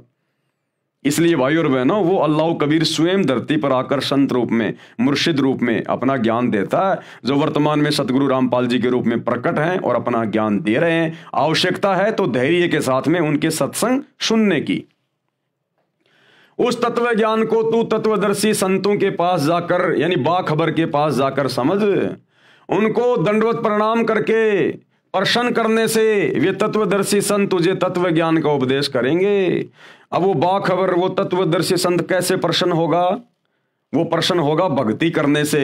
जब उनसे उपदेश ले लेंगे, नाम दीक्षा ले लेंगे और उनके वचन में रहकर, उनकी मर्यादा में रहकर भक्ति करेंगे। ये मांस मिट्टी खाना छोड़ देंगे, रूह को मार के काट के खाना छोड़ देंगे, नशा करना छोड़ देंगे, झूठ बोलना, चोरी करना, ब्याज लेना, किसी की आत्मा को दुखाना, ये सारे कुकर्म जो शैतान ने, काल ने लगा रखे हैं, इन सब से पीछे हटके जब हम उस सतगुरु की, मुर्शिद की भक्ति करेंगे, तब वो प्रसन्न होगा और हमें फिर आगे का रास्ता बताएगा, मुक्ति का, मोक्ष का। गीता अध्याय 15 श्लोक 1 में तत्वदर्शी संत की पहचान बताई है। अब उस बाखबर की पहचान बताई है तत्वदर्शी संत की। कहा है कि जो संत संसार रूपी वृक्ष के सर्व भागों को जानता है, वह वेद विद अर्थात वेदों के तात्पर्य को जानता है, वह तत्वदर्शी संत है। सूक्ष्म वेद अर्थात सच्चिदानंद घन ब्रह्म की वाणी में बताया है। कबीर अक्षर पुरुष एक पेड़ है, निरंजन वाकी डार, ये क्षर पुरुष, ये काल, ये शैतान उसकी डार है, और तीनों देवता शाखा हैं, ये ब्रह्मा विष्णु महेश, और पात रूप संसार। यानी जो महापुरुष, जो संत संसार रूपी पेड़ की पूरी व्याख्या कर दे, यानी ये काल कौन है, शैतान कौन है, अक्षर पुरुष कौन है, ये तीनों देवता कौन है, बाकी नर और नारी कौन है, क्यों इसको शैतान कहा जाता है, क्यों इसने अपना ये प्रपंच फैला रखा है, क्यों हम जन्म और मरण के चक्कर में हैं, क्यों ये चारों धर्म बन गए, किसने बना दिए? जो ये संपूर्ण ज्ञान दे दे और संसार की उत्पत्ति कैसे हुई, कायनात की रचना कैसे हुई, जो ये संपूर्ण जानकारी दे दे, समझ लेना वो तत्वदर्शी संत है, वो बाखबर है। और आज वो बाखबर, वो तत्वदर्शी संत एकमात्र सतगुरु रामपाल जी हैं। अन्यथा सतयुग से लेकर और वर्तमान समय तक 39 लाख साल बीत गए, आज तक किसी ने सृष्टि रचना का ये कंप्लीट ज्ञान नहीं दिया इनके अलावा। तो ये स्वयं बाखबर है, तत्वदर्शी संत है, स्वयं ये अल्लाहु कबीर है। इसी सच्चिदानंद घन ब्रह्म की वाणी को तत्व ज्ञान भी कहते हैं, यानी सतगुरु रामपाल जी के सत्संगों को ही तत्व ज्ञान कहते हैं। सतगुरु रामपाल जी के द्वारा लिखी गई पुस्तकों में जो ज्ञान है उसी को तत्व ज्ञान कहते हैं, जो आप जी देख रहे हैं।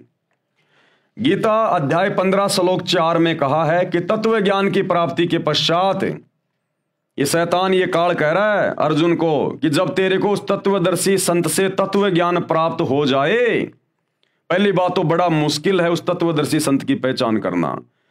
वो तत्वदर्शी संत स्वयं पृथ्वी पर आकर अपनी पहचान करवाता है, कोई जीव की औकात नहीं जो उसको पहचान ले। ये अल्लाह कबीर है।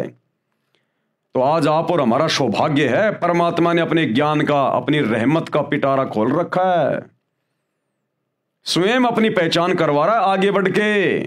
अन्यथा सतयुग से लेकर द्वापर तक साधु संत महात्मा ऋषि मुनि तड़प तड़प के मर गए, जंगलों में जा जाके साधना करके तप करके शरीर गड़ा दिया।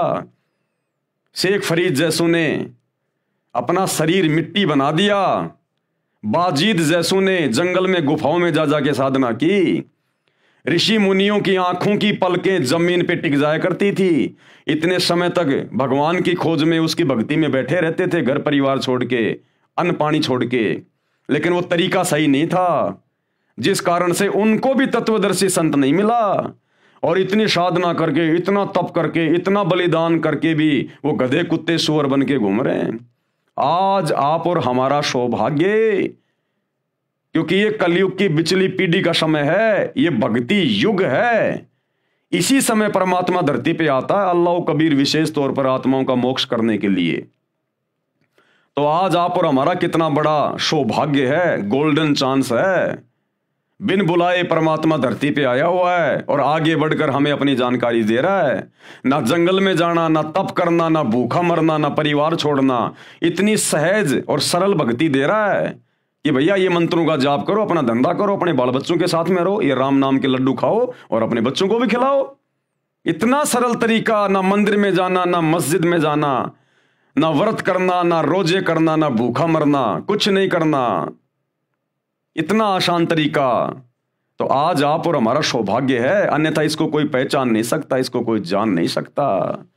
तो क्या कह रहे हैं कि तत्व ज्ञान की प्राप्ति के पश्चात कि भाई जब तुझे तेरे सौभाग्य से तुझे वो तत्वदर्शी संत मिल जाए और तू उससे वो तत्व ज्ञान प्राप्त कर ले, यानी तू जब उसके सत्संग सुनना शुरू कर दे और बात यदि तेरे समझ में आने लग जाए, उसके बाद परमेश्वर के यानी अल्लाह कबीर के उस परम पद की खोज, जहां पर वो रहता है, सिंहासन पे बैठा है, उसकी खोज करनी चाहिए। यानी फिर तेरी इच्छा होनी चाहिए कि अब मेरा मोक्ष हो, अब मैं सतलोक जाऊं, सचखंड जाऊं, इस शैतान के जाल से बाहर निकल के सदा सदा अपने पिता के पास, अपने परवरदिगार के पास जाऊं।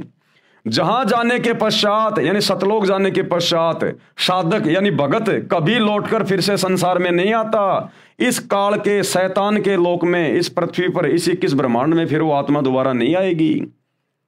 और इससे भी सुंदर लोक उस परमेश्वर का, अल्लाह का, जहां पर सारे सुख भोगेगी वो, अर्थात उसका पूर्ण मोक्ष हो जाता है। उसी परमात्मा ने, उसी अल्लाह कबीर ने, अल्लाह अकबर ने, परमेश्वर ने, उसी परमात्मा ने संसार रूपी वृक्ष की रचना की है, यानी दुनिया रची है। 6 दिन में आसमान और जमीन के बीच में जो भी कुछ था उसी ने रचा।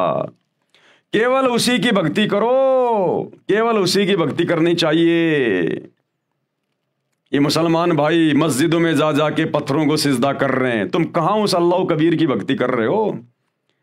अरे जो पीर पैगंबर मर गए, जो ओलिया मर गए, मुल्ला मौलवी मर गए, उनकी मज़ारों में, उनके समाधियों पे जाके तुम मत्था टेक रहे हो। परमात्मा अपनी वाणी में कहते हैं, हिंदू हदीरे पूज ही, हदीरे यानी ये साधु संतों की समाधि उनके मरने के बाद में, हिंदू हदीरे पूज ही और मुस्लिम पूजे घोर। घोर यानी ये मजारें, ये ओलिया मर गए, कोई पीर मर गया, उसकी समाधि बना दी, उसको कहते हैं घोर। तो कहते हैं हिंदू हदीरे पूज ही और मुस्लिम पूजे घोर। और कहते हैं दोनों धर्मों की अकल को ये खा गए हैं चोर। इस शैतान ने दोनों धर्म के लोगों की बुद्धि को हर लिया। इनको अल्लाह की जानकारी नहीं है, ये पत्थर पूजते फिरते हैं मंदिरों में, मस्जिदों में, मज़ारों पे, दरगाहों पे। ये अल्लाह की भक्ति नहीं कर रहे, ये शैतान की भक्ति कर रहे हैं, पत्थर पुजारी हो गए। केवल उसी की भक्ति करो। गीता ज्ञान दाता अपनी साधना से श्रेष्ठ उस परमात्मा की भक्ति को मानता है। कौन है ये गीता ज्ञान दाता? गीता का ज्ञान देने वाला शैतान काल, जिसने हजरत मोहम्मद जी को कुरान का ज्ञान दिया। ये अपनी भक्ति से ज्यादा उत्तम भक्ति, श्रेष्ठ भक्ति उस परमात्मा की बता रहा है, अपने से अन्य अल्लाह की, परमात्मा की। उसी से परमेश्वर का वह परम पद प्राप्त होता है, जिसे प्राप्त करने के बाद जीव का जन्म मृत्यु का चक्कर सदा के लिए समाप्त हो जाता है। यानी उसी अल्लाह कबीर की भक्ति से फिर ये गधे कुत्ते बनने का झंझट समाप्त हो जाता है, नरक में जहन्नुम में जाने का झंझट समाप्त हो जाता है। अब श्री गुरु ग्रंथ साहिब में कहां प्रमाण है सृष्टि रचना का, उस एक परमात्मा का? धीरे धीरे सभी सदग्रंथों का नंबर आ रहा है। तो अब श्री गुरु ग्रंथ साहिब का नंबर आ गया, क्योंकि वो परमात्मा सभी धर्मों में आत्माओं को आके मिलता है। सिख धर्म के प्रवर्तक आदरणीय नानक जी को वो परमात्मा आके मिला बेई नदी पर। उनकी आत्मा को उनके शरीर से निकालकर 3 दिन तक अपने साथ रखा, ऊपर अपने सतलोक लेके गए, सब कुछ दिखाया जैसे गरीबदास जी को लेकर गए थे। और वापस आकर गरीबदास जी ने उनकी दिव्य दृष्टि खुलने के बाद फिर सदग्रंथ साहिब की रचना की। इसी प्रकार नानक जी ने फिर वापस आकर गुरु ग्रंथ साहिब की रचना करी, जिसमें उस परमात्मा के बारे में, सचखंड के बारे में, नानक जी का गुरु कौन था, साफ साफ लिखा है। धाणक रूप रहा करतार, यानी वो काशी वाला धाणक, यानी कबीर परमात्मा धाणक जाति में आए थे 650 साल पहले। तो नानक जी के गुरु थे कबीर जी, क्योंकि नानक जी कबीर जी के समकालीन थे। और काशी वाले कबीर जी, अल्लाह कबीर, नानक जी को बेई नदी सुल्तानपुर में, जो पश्चिमी पाकिस्तान में थी उस समय, वहां आकर मिले थे और उनको अपना शिष्य बनाया था, अपना ज्ञान दिया था। उसके बाद नानक जी ने गुरु ग्रंथ साहिब की रचना करवाई, ये वाणियां बोली, जिसमें कंप्लीट सृष्टि का ज्ञान है। लेकिन सिख धर्म के भाई बहन समझ नहीं पा रहे, जिस प्रकार मुसलमान धर्म के भाई बहन नहीं समझ पा रहे अपनी पुस्तकों को, हिंदू वेदों और गीता को नहीं समझ पा रहे, ईसाई बाइबल को नहीं समझ पा रहे, इसी प्रकार सिख धर्म के मानने वाले गुरु ग्रंथ साहिब को नहीं समझ पा रहे। तो अब उस परमात्मा सतगुरु रामपाल जी ने, अल्लाह कबीर ने आकर सभी धर्मों के सदग्रंथों को खोल खोल के दिखाया कि बच्चों तुम कहाँ भूले बैठे हो, कहाँ भटके बैठे हो। अब समय आ गया वापस अपने परवरदिगार के पास जाने का। शैतान से पीछा छुड़वाओ और सत्संग सुनना शुरू करो। श्री गुरु ग्रंथ साहिब जी ये है सिख धर्म का ग्रंथ माना जाता है। सिख वैसे कोई धर्म नहीं है, ना मुसलमान कोई धर्म है, ना ईसाई कोई धर्म है, ना हिंदू कोई धर्म है। सिख कोई धर्म नहीं था। नानक जी जिनको अपना उपदेश देते थे उनको अपना शिष्य बनाया करते थे। और ये जो सरदार भाई हैं ये शिष्य को सिख कहा करते हैं। सिख यानी जो शिष्य होता है, आगे चलकर सिख धर्म के नाम से बन गया। आदि शंकराचार्य जी आए, उनके बाद से हिंदू धर्म बन गया। ईसा मसीह के बाद उनके फॉलोवर ने ईसाई धर्म बना दिया। हजरत मोहम्मद के शरीर छोड़ने के बाद उनके फॉलोवर ने इस्लाम धर्म बना दिया। तो ये धर्म आप और हमारी मनमुखी सोच है, ये अल्लाह की तरफ से नहीं है। ये शैतान ने सारे सिस्टम खड़े करवाए हैं आप और हमें उलझाने के लिए, क्योंकि इस समय उस अल्लाह ने धरती पर आना था सतगुरु रामपाल जी के रूप में। तो उस समय कोई भी उनकी बात ना माने, सब अपने अपने धर्मों को, अपने अपने ज्ञान को सर्वश्रेष्ठ मान के और एक दूसरे से लड़ते रहें, झगड़ते रहें। इसलिए इस काल की सुनियोजित ये चाल है हम आत्माओं को भटकाने के लिए। लेकिन भाई वो अल्लाह कबीर सतगुरु रामपाल जी भगवान शैतान का बाप है। वो जिस कार्य के लिए आता है उसको पूरा करके जाता है। यह सिख धर्म का ग्रंथ माना जाता है। वास्तव में यह कई महात्माओं की अमृतवाणी का संग्रह है, जिसमें श्री नानक देव जी की वाणी अर्थात महिला पहला की वाणी तत्व ज्ञान अर्थात सूक्ष्म वेद से मेल खाती है, क्योंकि नानक जी को खुद कबीर परमात्मा मिले थे। क्योंकि श्री नानक जी को परमात्मा मिले थे, अल्लाह कबीर मिले थे, कबीर जी मिले थे। जिस समय श्री नानक देव साहिब जी सुल्तानपुर शहर में नवाब के यहाँ मोदी खाने में नौकरी करते थे, सुल्तानपुर शहर से आधा किलोमीटर दूर बेई नदी बहती है। श्री नानक जी प्रतिदिन उस दरिया में स्नान करने जाया करते थे।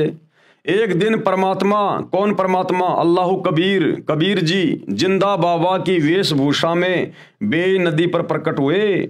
वहां श्री नानक देव जी से ज्ञान चर्चा हुई। उसके पश्चात श्री नानक जी ने दरिया में डुबकी लगाई। नानक जी ने कहा कि ठीक है, यदि आप परमात्मा हैं, आप ही सच्चे ज्ञानी हैं, तो मैं आपकी एक परीक्षा लूंगा। तो परमात्मा ने कहा कि बोल भाई, क्या परीक्षा लेगा? वो तो जानते थे, अंतर्यामी थे, क्योंकि नानक जी में पिछले जन्म की थोड़ी बहुत सिद्धियां शेष थी। तो नानक जी ने कहा कि इस बेई नदी में मैं डुबकी लगाऊंगा और आप मेरे को ढूंढ के दिखा देना, मैं मान जाऊंगा कि आप अल्लाह हो। तो कहा ठीक है भैया, लगा डुबकी। तो नानक जी ने डुबकी लगा दी और नानक जी ने मछली का रूप बना लिया। परमात्मा तो जाने जान अंतर्यामी, सारी सृष्टि को रचने वाले परमात्मा ने पकड़ के हाथ से वो मछली बाहर लाके पटक दी। उसके बाद नानक जी का भ्रम दूर हो गया और नानक जी ने सरेंडर कर दिया और उनको अपना गुरु बनाया। और फिर कबीर परमात्मा अल्लाह कबीर नानक जी की आत्मा को अपने शतलोक लेकर गए और वहां उनको सब कुछ दिखाया। ब्रह्मा विष्णु महेश के लोक दिखाए, इनके अवतार, ये पैगंबर ये कैसे भेजता है, कैसे नीचे सबको ये आपस में धर्म में उलझा के रखता है, सब कुछ दिखाया। असंख्य ब्रह्मांड दिखाए, दुर्गा का लोक दिखाया, शैतान का लोक दिखाया, ये कहाँ रहता है, देख ये बैठा, ये साकार है, ये अपने असली रूप में किसी को दर्शन नहीं देता, देख ये बैठा हुआ, कौड़ा कलूटा ओछा माथा विकराल चेहरा, और वहां पर जीवों को भून भून के खा रहा है तपतशिला पर। तो सब कुछ दिखाया नानक जी को। फिर नानक जी ने वापस आकर और अपनी वाणियों का संग्रह करवाया, गुरु ग्रंथ साहिब के रूप में जो आज हम देख रहे हैं। वहां श्री नानक देव जी से ज्ञान चर्चा हुई। उसके पश्चात श्री नानक जी ने दरिया में डुबकी लगाई, लेकिन बाहर नहीं आए। वहां उपस्थित व्यक्तियों ने मान लिया कि नानक जी दरिया में डूब गए हैं। शहर के लोगों ने दरिया में जाल डालकर भी खोजा, परंतु निराशा ही हाथ लगी, क्योंकि श्री नानक देव जी तो जिंदा बाबा के रूप में प्रकट परमात्मा के साथ सचखंड यानी सतलोक में चले गए थे। 3 दिन के पश्चात श्री नानक देव जी वापस पृथ्वी पर आए। उसी बेई नदी के उसी किनारे पर खड़े हो गए जहां से परमेश्वर अल्लाह कबीर के साथ जल में डुबकी लगाकर अंतर ध्यान हुए थे। श्री नानक जी को जीवित देखकर सुल्तानपुर के निवासियों की खुशी का ठिकाना नहीं था। श्री नानक जी की बहन नानकी भी सुल्तानपुर शहर में विवाही थी। अपनी बहन के पास श्री नानक जी रहा करते थे। अपने भाई की मौत के गम से दुखी बहन नानकी को बड़ा आश्चर्य हुआ और गम खुशी में बदल गया। श्री नानक देव को परमात्मा मिले, सच्चा ज्ञान दिया, सच्चा नाम यानी सतनाम दिया। सतनाम दिया था, सच्चा नाम। वर्तमान में सिख धर्म के भाई बहन शैतान की प्रेरणा से सतनाम वाहिगुरु, सतनाम वाहिगुरु, ये कोई नाम मंत्र नहीं है जपने का। सतनाम का मतलब होता है सच्चा नाम, जो 2 अक्षर का है।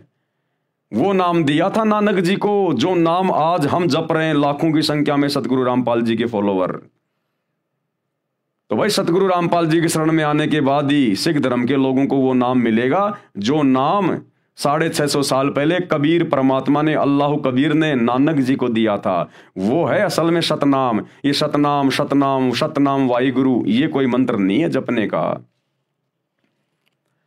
सच्चा नाम मिला, सच्चा ज्ञान मिला, सतनाम मिला। पुस्तक भाई बाले वाली जन्म साखी गुरु नानक देव जी में तथा प्राण संगली हिंदी लिपि वाली में, जिसके संपादक संत संपूर्ण सिंह हैं, इन दोनों पुस्तकों में प्रमाण है कि श्री गुरु नानक देव जी ने स्वयं मर्दाना को बताया। मर्दाना कौन था? ये बाला और मर्दाना 2 नानक जी के परम भगत थे जो सदा उनके साथ में रहा करते थे।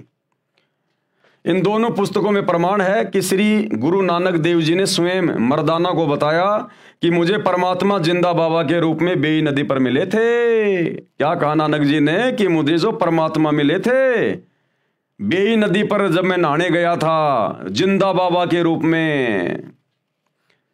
जब मैं स्नान करने के लिए गया मैं 3 दिन तक उन्हीं के साथ रहा था सचखंड में 7वें आसमान पर।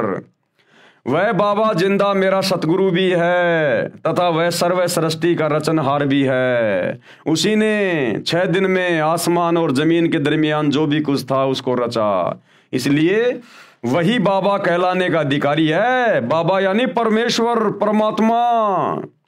अन्य को बाबा नहीं कहा जाना चाहिए, उसका नाम कबीर है।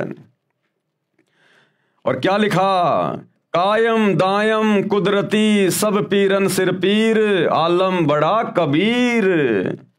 इसलिए श्री नानक जी की वाणी महिला फर्स्ट में है, वह सूक्ष्म वेद से मेल खाती है, ये सही है। श्री गुरु ग्रंथ साहिब में कबीर जी की वाणी को छोड़कर अन्य संतों की वाणी इतनी सटीक नहीं है। कारण यह है कि श्री नानक देव जी को परमात्मा कबीर जी मिले थे, इसलिए गुरु ग्रंथ साहिब में जो वाणी श्री नानक जी ने लिखी है केवल वही सत्य है। बाकी संतों को परमात्मा सतलोक लेकर नहीं गए थे जिनकी वाणियां गुरु ग्रंथ साहिब में लिखी हुई हैं।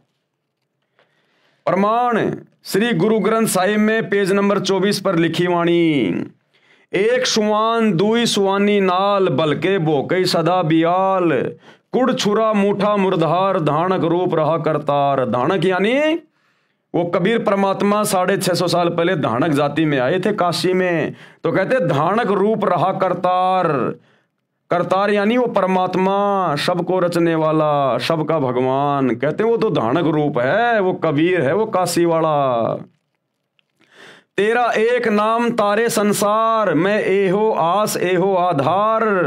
नानक जी कह रहे हैं अपने गुरु के बारे में, कबीर जी के बारे में, कि तेरा एक नाम, वो सतनाम जो आपने मुझे दिया 2 मंत्र का, कहते हैं आपका वही एक नाम है जो मुझे पार उतारेगा, मेरा मोक्ष करेगा। मैं उसी की आस लेकर जी रहा हूं, उसी के ऊपर आधारित हूं। तेरा एक नाम तारे संसार मैं एहो आस एहो आधार और धानक रूप कहा करतार।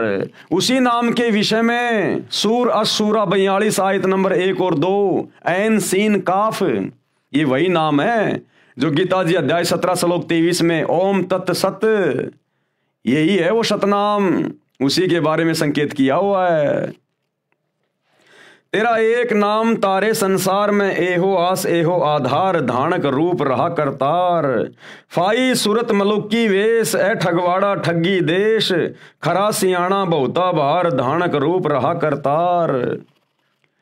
श्री गुरु ग्रंथ साहिब जी के पेज नंबर 731 पर निम्न वाणी है, नीच जाति परदेसी मेरा, यानी मेरा परदेसी वो सतलोक का निवासी, इस काल के लोक से जो दूसरा लोक है ना उसको कहा है नानक जी ने परदेश। कहते हैं नीच जाति परदेसी मेरा, वो सतलोक का राजा, वो कबीर अल्लाह कबीर, वो काशी में धानक रूप में आया हुआ है। जिस समय धानक जाति को नीची जाति समझा जाता था, तो कह रहे हैं नीच जाति परदेसी मेरा, क्षण आवे क्षण जावे। वो 1 सेकंड में यहां से सतलोक चला जाता है और 1 सेकंड में सतलोक से वापस आ जाता है। और जाकी संगत नानक रहंदा, यानी मैं नानक उसी की शरण में हूं, क्यों कर मुंडा पावे। पेज 721 पर निम्न वाणी लिखी है, एक अरज गुप्तम पेश तोतर कौन करतार हक्का कबीर करीम तू बेऐब परवरदिगार। हक्का यानी सत्य कबीर, अविनाशी कबीर, सच्चा कबीर। करीम यानी अल्लाह, और बेऐब परवरदिगार, बेऐब है वो मेरा परवरदिगार, मेरा अल्लाह कबीर, मेरा गुरु कबीर परमेश्वर, उसमें कोई वैर नहीं, कोई दोष नहीं है उसमें। ये उपरोक्त अमृतवाणी श्री गुरु ग्रंथ साहिब जी की है, जिससे सिद्ध हुआ कि श्री नानक जी को परमात्मा मिले थे, वह कबीर करतार है। यही कबीर करतार जिंदा बाबा के रूप में मुसलमान धर्म के अंतिम पैगंबर हजरत मोहम्मद जी को मिले थे। यही कबीर करतार आदरणीय गरीबदास जी को मिले, धर्मदास जी को मिले, यही कबीर करतार वर्तमान में संत रामपाल जी के रूप में धरती पे आया हुआ है। यही वो कबीर करतार है, अल्लाह कबीर है, जो भक्ति को जीवित रखता है, हम आत्माओं के लिए भटकता रहता है ये परमात्मा। तो भाई और बहनों, ए विलंब, देरी ना करो, सत्संग सुनना शुरू कर दो, विनाशकालीन समय बहुत नजदीक है। वह कबीर करतार है जो काशी में धानक रूप में लीला करने आए थे 650 साल पहले, जो काशी में, बनारस के काशी में लीला करने आए थे, अपने आप को कबीर दास कहा करते थे। संत गरीबदास जी गांव छुडानी, जिला झज्जर, हरियाणा वाले को भी इसी प्रकार जिंदा बाबा के रूप में कबीर परमात्मा मिले थे। उसी प्रकार सचखंड सतलोक लेकर गए थे, फिर वापस छोड़ा था। संत गरीबदास जी ने कहा है, हम सुल्तानी नानक तारे और दादू को उपदेश दिया। तो क्या कह रहे हैं गरीबदास जी कि वही कबीर परमात्मा मुझे मिले, और एक इराक शहर का बलक बुखारे का बादशाह अदम सुल्तान था, अब्राहिम अदम सुल्तान, उसको भी वही कबीर परमात्मा जिंदा बाबा के रूप में मिले।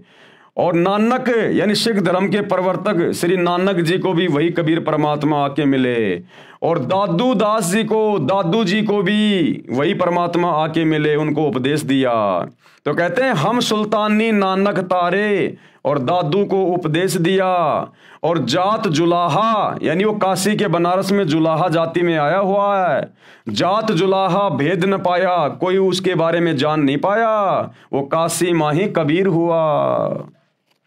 गरीब अनंत कोटि ब्रह्मांड का एक रति नहीं भार, उसी कबीर भगवान ने असंख्य ब्रह्मांड बनाए हुए हैं, सूरज चांद सितारे सब कुछ उसी ने बनाए हुए हैं, और उसके लिए एक रति भी भार नहीं है, वजन नहीं है।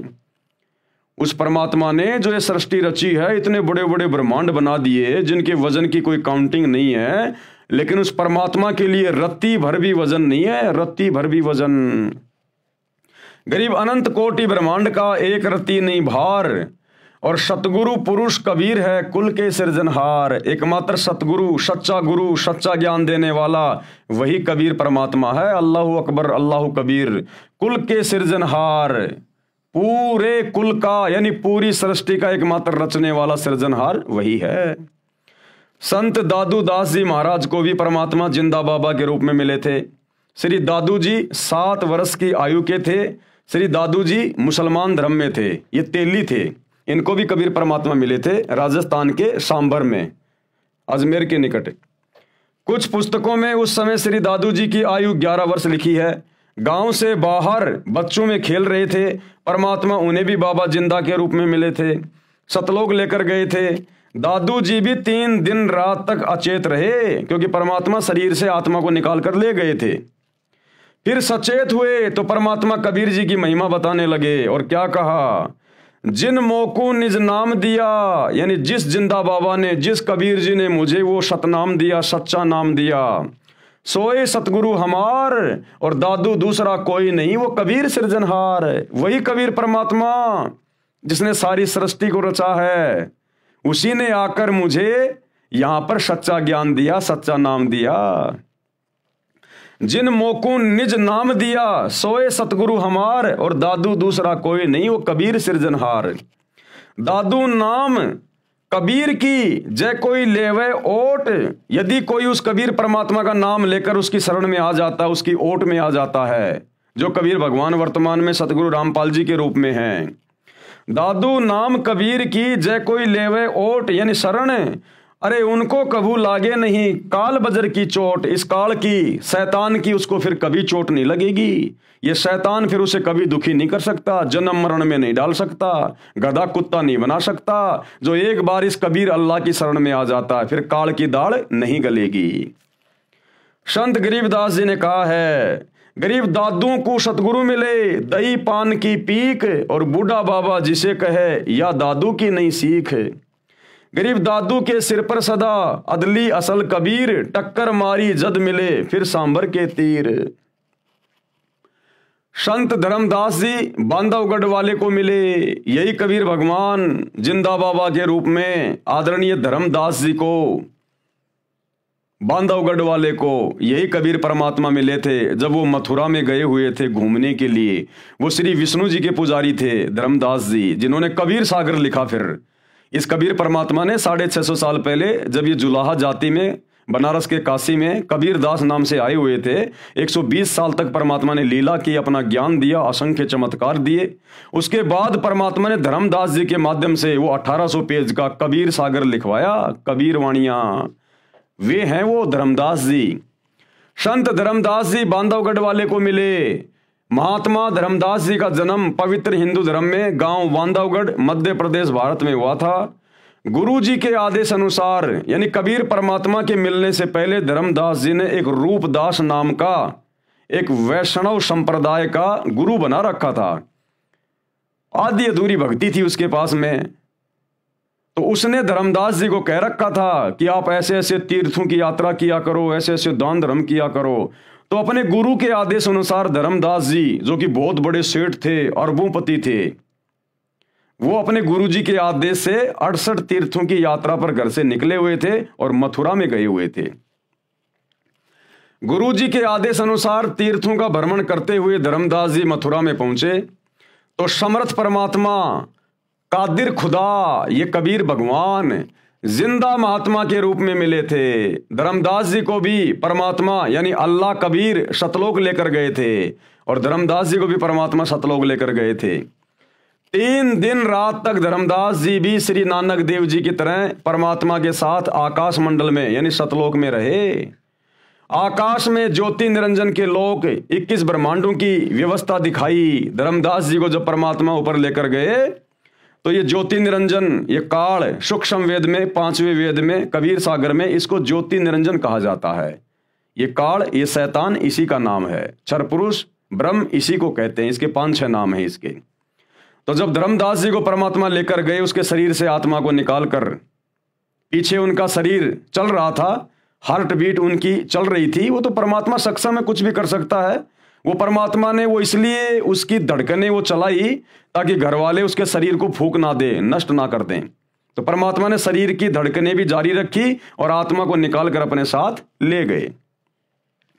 और बीच में परमात्मा ने इस ज्योति निरंजन के 21 ब्रह्मांड जो इसने तपस्या करके परमात्मा से प्राप्त कर रखे हैं, आपको आगे सृष्टि रचना में पता चलेगा। इस शैतान के, इस काल के 21 ब्रह्मांड दिखाए। शैतान दिखाया कि देख ये बैठा हुआ जिसको तुम निराकार मान के पूजा करते थे। आकाश मंडल में सतलोक में रहे। आकाश में ज्योति निरंजन यानी काल के लोक 21 ब्रह्मांडों की व्यवस्था दिखाई। फिर ऊपर को ले गए, अक्षर पुरुष के 7 शंख ब्रह्मांड दिखाए तथा अपना तख्त यानी सिंहासन व सतलोक दिखाया। धर्मदास जी का शरीर अचेत रहा। तीसरे दिन होश में आए तो बताया कि मैं सतलोक में परमात्मा के साथ गया था। वे परमात्मा काशी शहर में लीला करने आए हैं, उनको मिलूंगा। धर्मदास बनारस यानी काशी में गए। वहां जुलाई के रूप में परमात्मा को कार्य करते देखकर आश्चर्यचकित रह गए। जब धर्मदास जी सतलोक में गए परमात्मा के साथ में, परमात्मा ने उनको अपना गवाह बनाना था आज आप और हमें विश्वास दिलाने के लिए। तो सतलोक में परमात्मा ने कहा कि भाई मैं नीचे बनारस के काशी में रहता हूं, कबीर जुलाहा मेरा नाम है और जुलाई का काम करता हूं। भाई तू बांधवगढ़ से काशी में आ जाना मेरे से मिलने के लिए। तो धर्मदास जी की आत्मा जैसे 3 दिन बाद उनके शरीर में आई, वो सीधे कहां चले गए? अपने परवरदिगार, अपने कबीर अल्लाह से मिलने काशी में।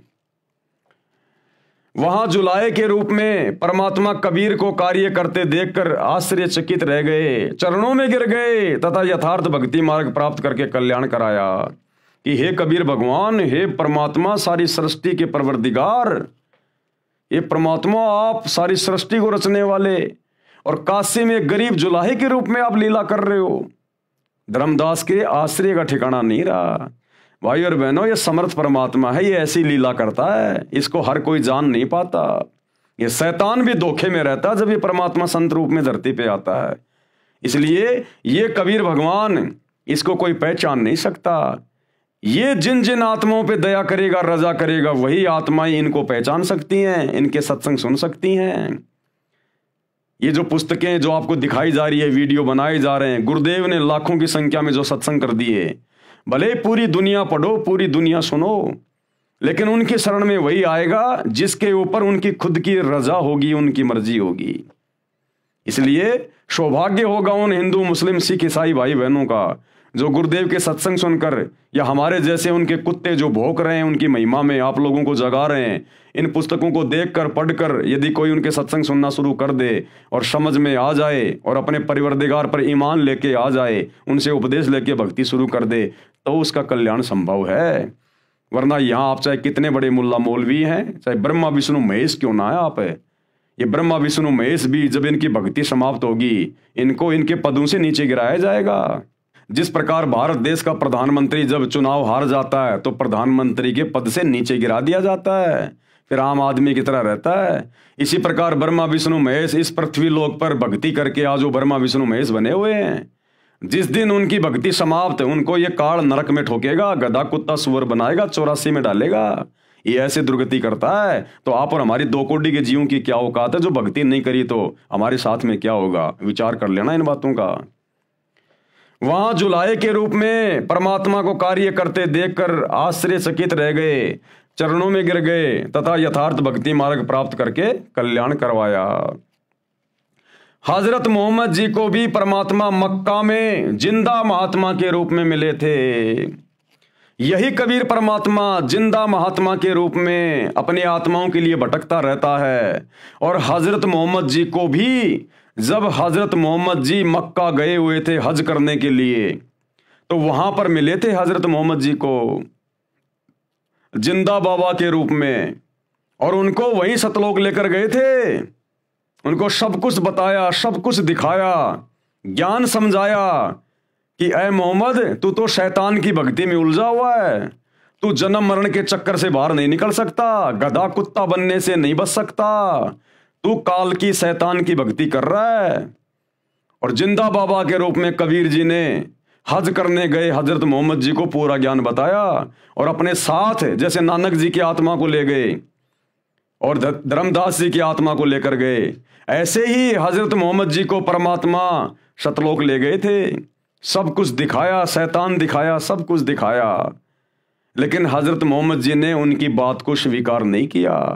कलमा तो ले लिया, मंत्र तो ले लिया, अल्लाहु कबीर अल्लाहु कबीर, लेकिन मान बढ़ाई में, क्योंकि हजरत मोहम्मद जी के उस समय लाखों की संख्या में फॉलोवर हो गए थे, जिस कारण से हजरत मोहम्मद जी का मन ऊपर नहीं लगा और उस आत्मा ने वहां रहना स्वीकार नहीं किया। फिर वापस उस कबीर परमात्मा ने, अल्लाहु कबीर ने, जो जिंदा रूप में उनको काबा में मिले थे, उनको वापस छोड़ दिया। इसलिए तो हजरत मोहम्मद जी को काल कह रहा है सूरत फुरकानी 25 आयत नंबर 52 से 59 में कि ऐ हजरत तुझे जो जिंदा मिला था, जो चैतन्य मिला था, जो कभी मरने वाला नहीं है, वो जिंदा बाबा के रूप में जो तुझे काबा में मिला था, जिसने 6 दिन में आसमान और जमीन के दरमियान जो भी कुछ था वो बनाया और 7वें दिन तख्त पे जा विराजा, उसकी जानकारी किसी बाखबर से जा पूछ कि उसकी भक्ति से मोक्ष होगा। मैं कंप्लीट अल्लाह नहीं हूं, मैं तो डुप्लीकेट हूं। वो है ओरिजिनल सुप्रीम गॉड जो हजरत मोहम्मद जी को जिंदा बाबा के रूप में जब वो हज करने गए थे तो काबा में मिले थे और सारी बातें समझाई थी कि भैया इन मंदिरों में धक्के खाने से कुछ नहीं मिलेगा, ये तो महादेव का मंदिर है, एक हिंदू राजा ने बनवाया था, ये मुसलमान जिसे अपना ये मक्का मदीना कहते हैं, काबा कहते हैं, ये तो शंकर जी का मंदिर है, वहां तो शैतान की पूजा होती है, काल की पूजा। सब कुछ समझाया था हजरत मोहम्मद जी को कि यहां धक्के खाने से कुछ नहीं मिलेगा।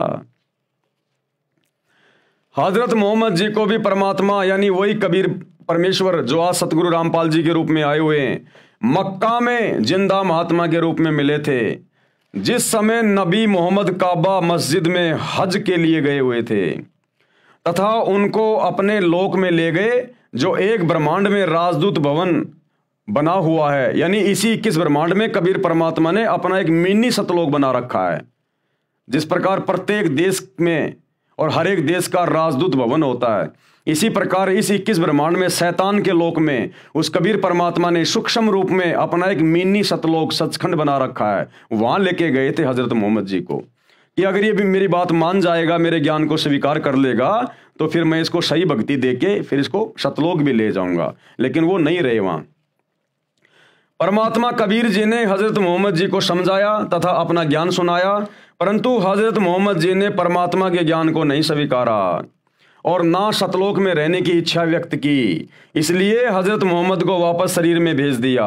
उस समय हजरत मोहम्मद जी के कई हजार मुसलमान अनुयायी बन चुके थे। अहंकार में फूल गया था, मान बढ़ाई आ गई थी।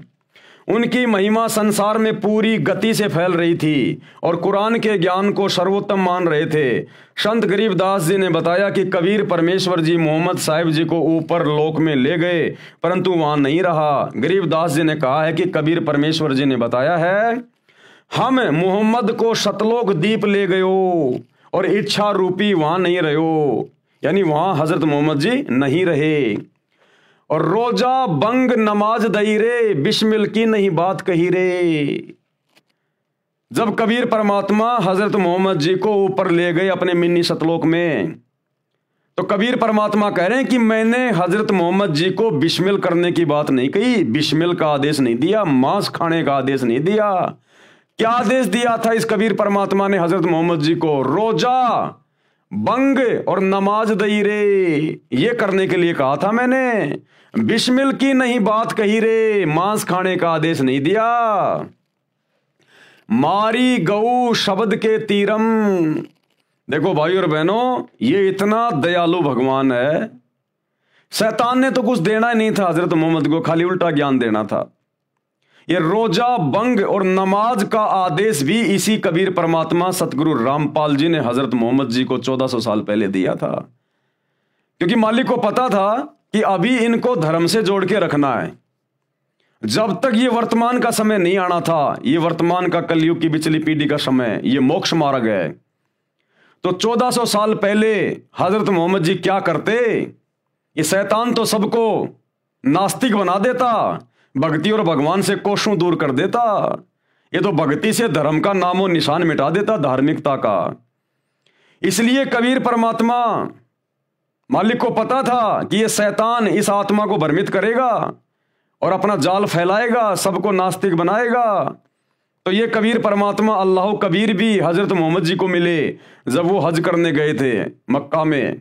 उनकी आत्मा को ऊपर ले गए मिनी सतलोक में, और परमात्मा ने उसको फिर आदेश दे दिया कि 5 समय की नमाज कर और ये रोजे वगैरह कर, ये बंग वगैरह, ये आदेश दिया था ताकि 1400 साल तक हजरत मोहम्मद जी के माध्यम से एक पंथ शुरू हो जाएगा और लोग कम से कम मेरे द्वारा बताई गई ये छोटी मोटी साधना करते रहेंगे, तो इनको मनुष्य जन्म मिलते रहेंगे और मनुष्य जन्म मिलते रहेंगे, इनके अंदर धर्म के प्रति धार्मिकता रहेगी। तो फिर कलयुग की पिछली पीढ़ी में 1997 के बाद फिर मैं इनको अपनी जानकारी देकर, जब मैं संत रूप में आऊंगा, संत रामपाल रूप में आऊंगा, उस समय फिर मैं इन आत्माओं को अपनी शरण में ले लूंगा, अपना संदेशा इन तक पहुंचा दूंगा। तो ये सारी दयालुता इस कबीर भगवान की है। तब कहीं जाकर ये मुसलमान धर्म चल रहा है, ये ईसाई धर्म चल रहा है। अगर ईसा मसीह की मौत के बाद, जैसे ईसा मसीह की दुर्गति से मौत हुई, कितना तड़पा तड़पा के शरीर में कीले ठोक ठोक के उनको मारा गया, ईसा मसीह की मौत के बाद इसी कबीर भगवान ने, अल्लाह कबीर ने ईसा मसीह का रूप बनाया और 40 दिन तक रहे, चमत्कार किए। मरियम के भाई लाजर को मुर्दे से जिंदा किया। अगर परमात्मा हजरत ईसा का रूप बना के प्रकट ना होते और वो चमत्कार ना करते 40 दिन तक, तो जिस प्रकार से शैतान ने हजरत ईसा को मृत्यु दंड दिलवाया, उसकी दुर्गति को देखकर आज कोई भी व्यक्ति भक्ति नहीं करता, आज कोई भी ईसाई नहीं होता। सब लोग यही सोचते कि जो ईसा मसीह अपने आप को परमेश्वर का पुत्र कहा करता था, जब उसकी भक्ति करते करते अंत में ऐसी दर्दनाक दुखदायक अकाल मृत्यु हुई है, जानवर से भी बदतर मौत मिली, तो फिर क्या फायदा ये भक्ति करने का? हमें क्या मिलेगा? सब लोग नास्तिक हो जाते। इस शैतान का षड्यंत्र था ये, पूरे समाज को नास्तिक करने का। लेकिन ये कबीर अल्लाह, ये दयालु परमात्मा, इसने फिर हजरत ईसा का रूप बनाया और 40 दिन तक इसने चमत्कार किए, लोगों में भक्ति और भगवान के प्रति आस्था को बनाया। तब कहीं जाकर आज ये ईसाई धर्म एक नंबर पे बना हुआ है। लेकिन अब वो परमेश्वर अल्लाह कबीर स्वयं धरती पे आ गया अपनी ओरिजिनल भक्ति लेके, मोक्ष का मार्ग लेकर। अब यदि ये ईसाई समाज के लोग, मुसलमान समाज के लोग, हिंदू समाज के लोग, सिख समाज के लोग यदि अब इनकी शरण में नहीं आए और सतगुरु रामपाल जी के द्वारा बताई गई सतभक्ति शुरू नहीं की, तो भैया फिर ईसा मसीह जैसी भयंकर दुर्गति होगी, भयंकर दुर्गति। और मरने के बाद तो फिर ये शैतान 84 लाख योनियों में ठोकेगा, गधा कुत्ता शुअर बनाएगा, फिर भयंकर दुर्गति हो जाएगी। तो धार्मिकता को भी ये परमात्मा बना के रखता है। तो हजरत मोहम्मद जी को रोजा, बंक और नमाज ये करने के आदेश भी मिन्नी सतलोक में ले जाकर इसी कबीर परमेश्वर जी ने दिए। और बिस्मिल की नहीं बात कही रे, और मांस खाने का कोई आदेश नहीं दिया। ये मांस खाने का आदेश फिर बाद में शैतान ने अपने फरिश्तों के माध्यम से इन हदीसों में लिखवा दिया। मारी गऊ शब्द के तीरम, ऐसे होते मोहम्मद पीरम। हजरत मोहम्मद जी ने एक बार अपने शब्द से, अपने वचन से एक गाय को मार दिया था। तलवार से नहीं मारा, काटा नहीं था, खाने के लिए नहीं, अपनी शक्ति को प्रदर्शित करने के लिए अपने शब्द से, अपने वचन से, अपने भक्ति से गाय को मार दिया। लेकिन वो गाय हजरत मोहम्मद जी से जिंदा नहीं हुई। जब जिंदा नहीं हुई तो हजरत मोहम्मद ने देखा तेरी तो बेइज्जती हो गई, मामला बिगड़ गया। उसके बाद उसको वो बात याद आई जो कबीर परमात्मा ने उसको बताई थी जब सतलोक लेकर गए थे कि ऐ हजरत मोहम्मद, ये कलमा मैं तेरे को दे रहा हूं, इसका जाप किया कर, अल्लाह कबीर अल्लाह कबीर अल्लाह कबीर। और जब कभी तेरे ऊपर कोई आपत्ति आ जाए तू ये मंत्र बोल के मुझे याद करना, मैं सूक्ष्म रूप में तेरे सामने आ जाऊंगा तेरी मदद के लिए, केवल तेरे को दिखाई दूंगा। तो जब गाय उसने मार दी और बाद में वो जीवित हुई नहीं, हजारों आदमी वहां खड़े हुए हैं। अब हजरत मोहम्मद ने देखा भैया बड़ी मुश्किल से तो ये मुसलमान मैंने तैयार किए हैं और ये तो सारा मामला खराब हो जाएगा, बेइज्जती हो जाएगी, नास्तिक हो जाएंगे सब लोग। उस समय हजरत मोहम्मद जी गुफा में जाकर रोए और बोलने लगे अल्लाह कबीर अल्लाह अकबर अल्लाह कबीर अल्लाह अकबर। तब वो कबीर परमात्मा सूक्ष्म रूप में प्रकट हुए, केवल हजरत मोहम्मद जी को दिखाई दे रहे थे और कहा कि हजरत मोहम्मद, मैं इस गाय को जिंदा कर रहा हूं, लेकिन जिंदा करता हुआ तू दिखाई देगा। ये परमात्मा महिमा का भूखा नहीं है, ये मान बढ़ाई का भूखा नहीं है, ये तो आत्माओं को धर्म से जोड़ के रखना चाहता है। तो फिर उस कबीर परमात्मा ने अपने वचन से सूक्ष्म रूप में गाय को जिंदा किया और लोगों को लगा कि हमारे पीर ने, हमारे नबी ने गाय को जिंदा कर दिया और महिमा बन गई हजरत मोहम्मद जी की। मारी गऊ शब्द के तीरम, यानी शब्द से वो गाय मारी हजरत मोहम्मद ने, ऐसे होते मोहम्मद पीरम। वो तो ऐसी नेक आत्मा थी, उसने कभी खाने के लिए गाय नहीं मारी, बकरी नहीं मारी, मुर्गा नहीं मारा उसने। वो तो बहुत ही दयालु आत्मा थी। शब्द फिर जीवाई और फिर वापस अपने वचन से उसको जिंदा किया। किसने? उस कबीर भगवान ने। जीव राख्या मांस नहीं बाख्या, उसको काट के खाया नहीं। ऐसे पीर मोहम्मद भाई, वो तो ऐसी नेक आत्मा, ऐसी पाक और पवित्र आत्मा थी। उसने गाय को शब्द से मार के वापस जिंदा कर दिया। करने वाले तो परमात्मा थे, महिमा उनको दी जा रही है। लेकिन उसके बाद उन्होंने गाय को खाया नहीं, अपनी जिंदगी में नहीं खाया उन्होंने, कभी कोई जानवर नहीं खाया। और जो उनके 1,80,000 जो उनके फॉलोवर थे, उन्होंने कभी गाय को हाथ नहीं लगाया। वो तो ऐसे नेक और पाक थे। ये आज का मुसलमान कहां हजरत मोहम्मद की रीस करेगा? ये नाम लेता है हजरत मोहम्मद का और बकरे काट काट के खा रहा है, हरी सब्जियों की तरह मांस खा रहा है। ये तो अपने नबी की तौहीन कर रहा है, अपने नबी की तौहीन। मारी गऊ ले शब्द तलवार, जीवित हुई नहीं अल्लाह से करी पुकार। शब्द से, वचन से हजरत मोहम्मद जी ने उस गाय को मारा, शब्द रूपी तलवार से, ना कि लोहे की तलवार से। और जीवित हुई नहीं, अल्लाह से करी पुकार। अल्लाह अकबर बोल के, अल्लाह कबीर बोल के वो कलमा पढ़ा फिर, और कबीर परमेश्वर को याद किया। तब हमो, यानी मुझको मोहम्मद ने याद किया रे, शब्द स्वरूप हम बेग गया रे। अल्लाह अकबर बोल बोल के हजरत मोहम्मद ने हमें याद किया। और कबीर परमेश्वर कहते हैं तब हम वहां पर सूक्ष्म रूप में हजरत मोहम्मद के सामने प्रकट हुए। तब हमों यानी मुझको मोहम्मद ने याद किया रे, शब्द स्वरूप हम बेग गया रे, तुरंत पहुंच गए। मुई गऊ हमने तुरंत जिवाई, मुई यानी वो मरी हुई गाय हमने तुरंत जिंदा कर दी सूक्ष्म रूप में। तब मोहम्मद के निश्चय आई, तब मोहम्मद को विश्वास हुआ कि ये अल्लाह जो मुझे जिंदा बाबा के रूप में मिला था, जो मुझे सतलोक लेकर गया था, ये वास्तव में अल्लाह कबीर है, ये समर्थ है, यही परमात्मा है। तब मोहम्मद के निश्चय आई, तुम कबीर अल्लाह दरवेशा, ये कबीर परमात्मा तुम ही अल्लाह हो जो दरवेश रूप में साधु संत के रूप में आते हो। तुम कबीर अल्लाह दरवेशा, मोमिन मोहम्मद का गया अंदेशा। उस मुसलमान मोहम्मद का पूरा अंदेशा समाप्त हो गया, सारी शंका समाप्त हो गई कि ओरिजिनल अल्लाह कौन है। कहा मोहम्मद सुन जिंदा साहिब, हजरत मोहम्मद ने क्या कहा? सुन जिंदा साहिब, ये कबीर भगवान जिंदा बाबा, तुम अल्लाह कबीर और सब नायब, केवल तुम ही एकमात्र अल्लाह कबीर हो, बाकी सब नायब हैं, नीचे नीचे हैं, सब नौकर हैं बाकी सब। यानी उस शैतान को भी हजरत मोहम्मद ने डुप्लीकेट साबित कर दिया जिसने कुरान शरीफ का ज्ञान दिया था। क्या कह रहे हैं उस जिंदा बाबा को, अल्लाह कबीर को? तुम अल्लाह कबीर और सब नायब और सब तुमसे नीचे हैं। कुरान शरीफ की सूरत फुरकानी 25 आयत नंबर 52 से 59 में भी है।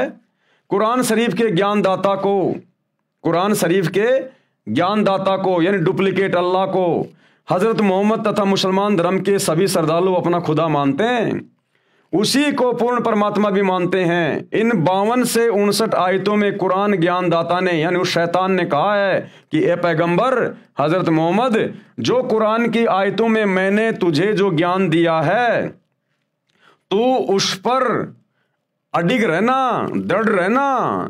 अल्लाह कबीर है, इबादत ही कबीरा, वो अल्लाह कबीर है इबादत के योग्य। और ये काफिर, ये बाकी मुसलमान, बाकी लोग उस अल्लाह पर, उस कबीर अल्लाह पर विश्वास नहीं करते। तुम इनकी बातों में मत आना, इनके साथ संघर्ष करना यानी जिहाद करना। जिहाद का मतलब होता है संघर्ष करना, मारना काटना नहीं होता जिहाद का मतलब। इनके साथ संघर्ष करना, झगड़ा नहीं करना। हे पैगंबर, ये कबीर नामक परमात्मा है जिसने किसी को बेटा, बहू, सास, ससुर व नाती बनाया है। कौन कह रहा है हजरत मोहम्मद को ये सारी बातें? वो डुप्लीकेट अल्लाह जिसको मुसलमान समाज अपना अल्लाह मानता, अपना खुदा मानता है, वो शैतान उस बड़े अल्लाह कबीर के बारे में बता रहा है। क्या कह रहा है? हे पैगंबर, यह कबीर नामक परमात्मा है जिसने किसी को बेटा, बहू, सास, ससुर व नाती बनाया है। तुम उस जिंदा पर भरोसा रखना जो तुझे जिंदा बाबा के रूप में मिला था ना काबा में, उस जिंदा पर भरोसा रखना जो तुझे काबा में मिला था। वह वास्तव में अविनाशी परमात्मा है, अविनाशी, वो कभी मरने वाला नहीं है। वह अपने बंदों यानी भक्तों के गुनाहों यानी पापों को क्षमा कर देता है। कैसे? जब वो धरती पर आता है संत रूप में, दरवेश रूप में, मुर्शिद रूप में, और जब कोई उससे उपदेश ले लेता है तो वो अपनी भक्ति से, अपने सत भक्ति मंत्रों से, अपने आशीर्वाद से उसके पिछले सारे पापों को नष्ट कर देता है। तो भाई आज वही दरवेश, वही अल्लाह कबीर सतगुरु रामपाल जी के रूप में धरती पे प्रकट है। उनसे उपदेश लोगे तो ही पाप कटेंगे, नहीं तो नहीं कटने वाले, चाहे कितनी साधना कर लो। और आने वाला समय महाविनाश का है मेरे भाई। जो पुण्य थे वो सबके समाप्त हो लिए, ये कलयुग चल रहा है। बचे पाप कर्म, पाप कर्मों के कारण आएंगे कष्ट, दुख, तकलीफें। तो आने वाले 4 से 5 साल महाविनाशक हैं। अगर समय रहते संत रामपाल जी के सत्संग सुनकर उनकी शरण में आ गए तो बचाव है, नहीं भाई साहब भाड़े के भाव जाओगे। वह अपने बंदों यानी भक्तों के गुनाहों यानी पापों को क्षमा कर देता है। वह कबीर अल्लाह है। ये कबीर अल्लाह वही है। कौन कह रहा है? वो डुप्लीकेट अल्लाह कह रहा है। मुसलमान जिसे अपना खुदा मानते हैं वो हजरत मोहम्मद जी को क्या कह रहा है? यह कबीर अल्लाह वही है जिसका वर्णन बाइबल ग्रंथ में, उत्पत्ति ग्रंथ में आता है कि उस परमात्मा ने 6 दिन में आसमान और धरती तथा इसके बीच के सर्व नक्षत्र बनाए, अर्थात सर्व सृष्टि की रचना की, और 7वें दिन तख्त पर जा बैठा। उसकी खबर किसी बाखबर अर्थात तत्वदर्शी संत से पूछो। तो भैया वो बाखबर वर्तमान में वो अल्लाह खुद ही सतगुरु रामपाल जी के रूप में आया हुआ है, वो कबीर अल्लाह। इनके अलावा ये जानकारी आज तक मुसलमान धर्म के किसी भी मुल्ला मौलवी ने किसी भी मुसलमान को नहीं दी। इन आयतों का अर्थ आज तक किसी ने भी करके नहीं समझाया। क्योंकि वो अल्लाह ही बता सकता है, वही बुद्धि खोलेगा तो समझ में आएगी, नहीं तो नहीं आएगी, चाहे कितना ही पढ़ लो रात दिन।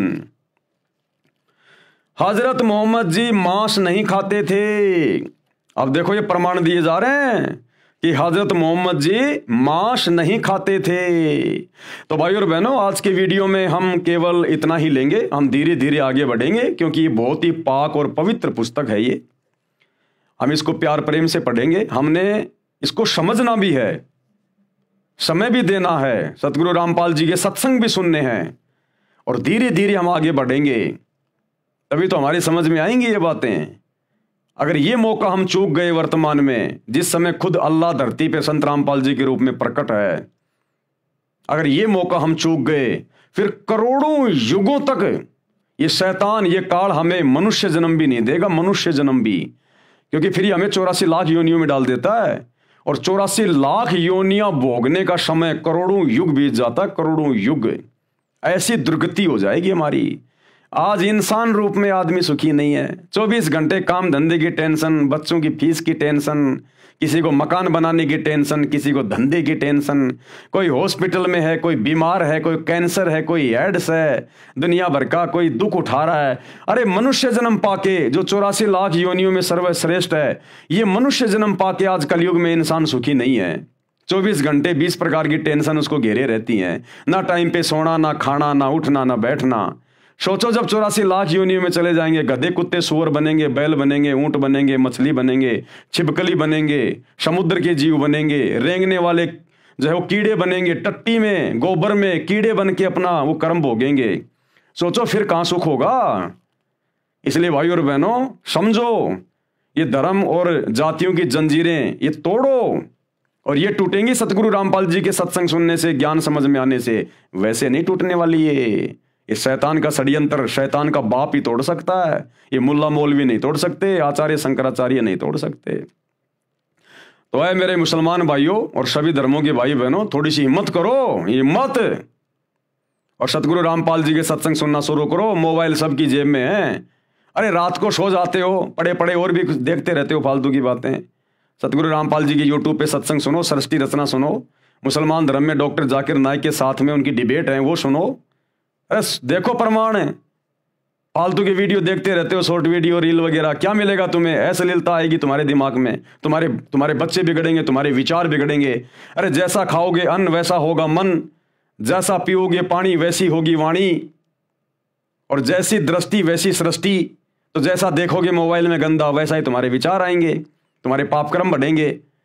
तो रात को जब सो जाओ ना, जब सोने जाओ अपने बेड पे बिस्तर पे, अरे यूट्यूब पे जाके सर्च करो सृष्टि रचना संत रामपाल जी महाराज, डिबेट जाकिर नाइक वर्सेज संत रामपाल जी, और देखो ये तुम्हारे धर्म की ये पुस्तकें क्या कह रही हैं, सच्चाई क्या है जो आज तक कोई नहीं बता पाया। थोड़ा थोड़ा सुनना शुरू करो धीरे धीरे।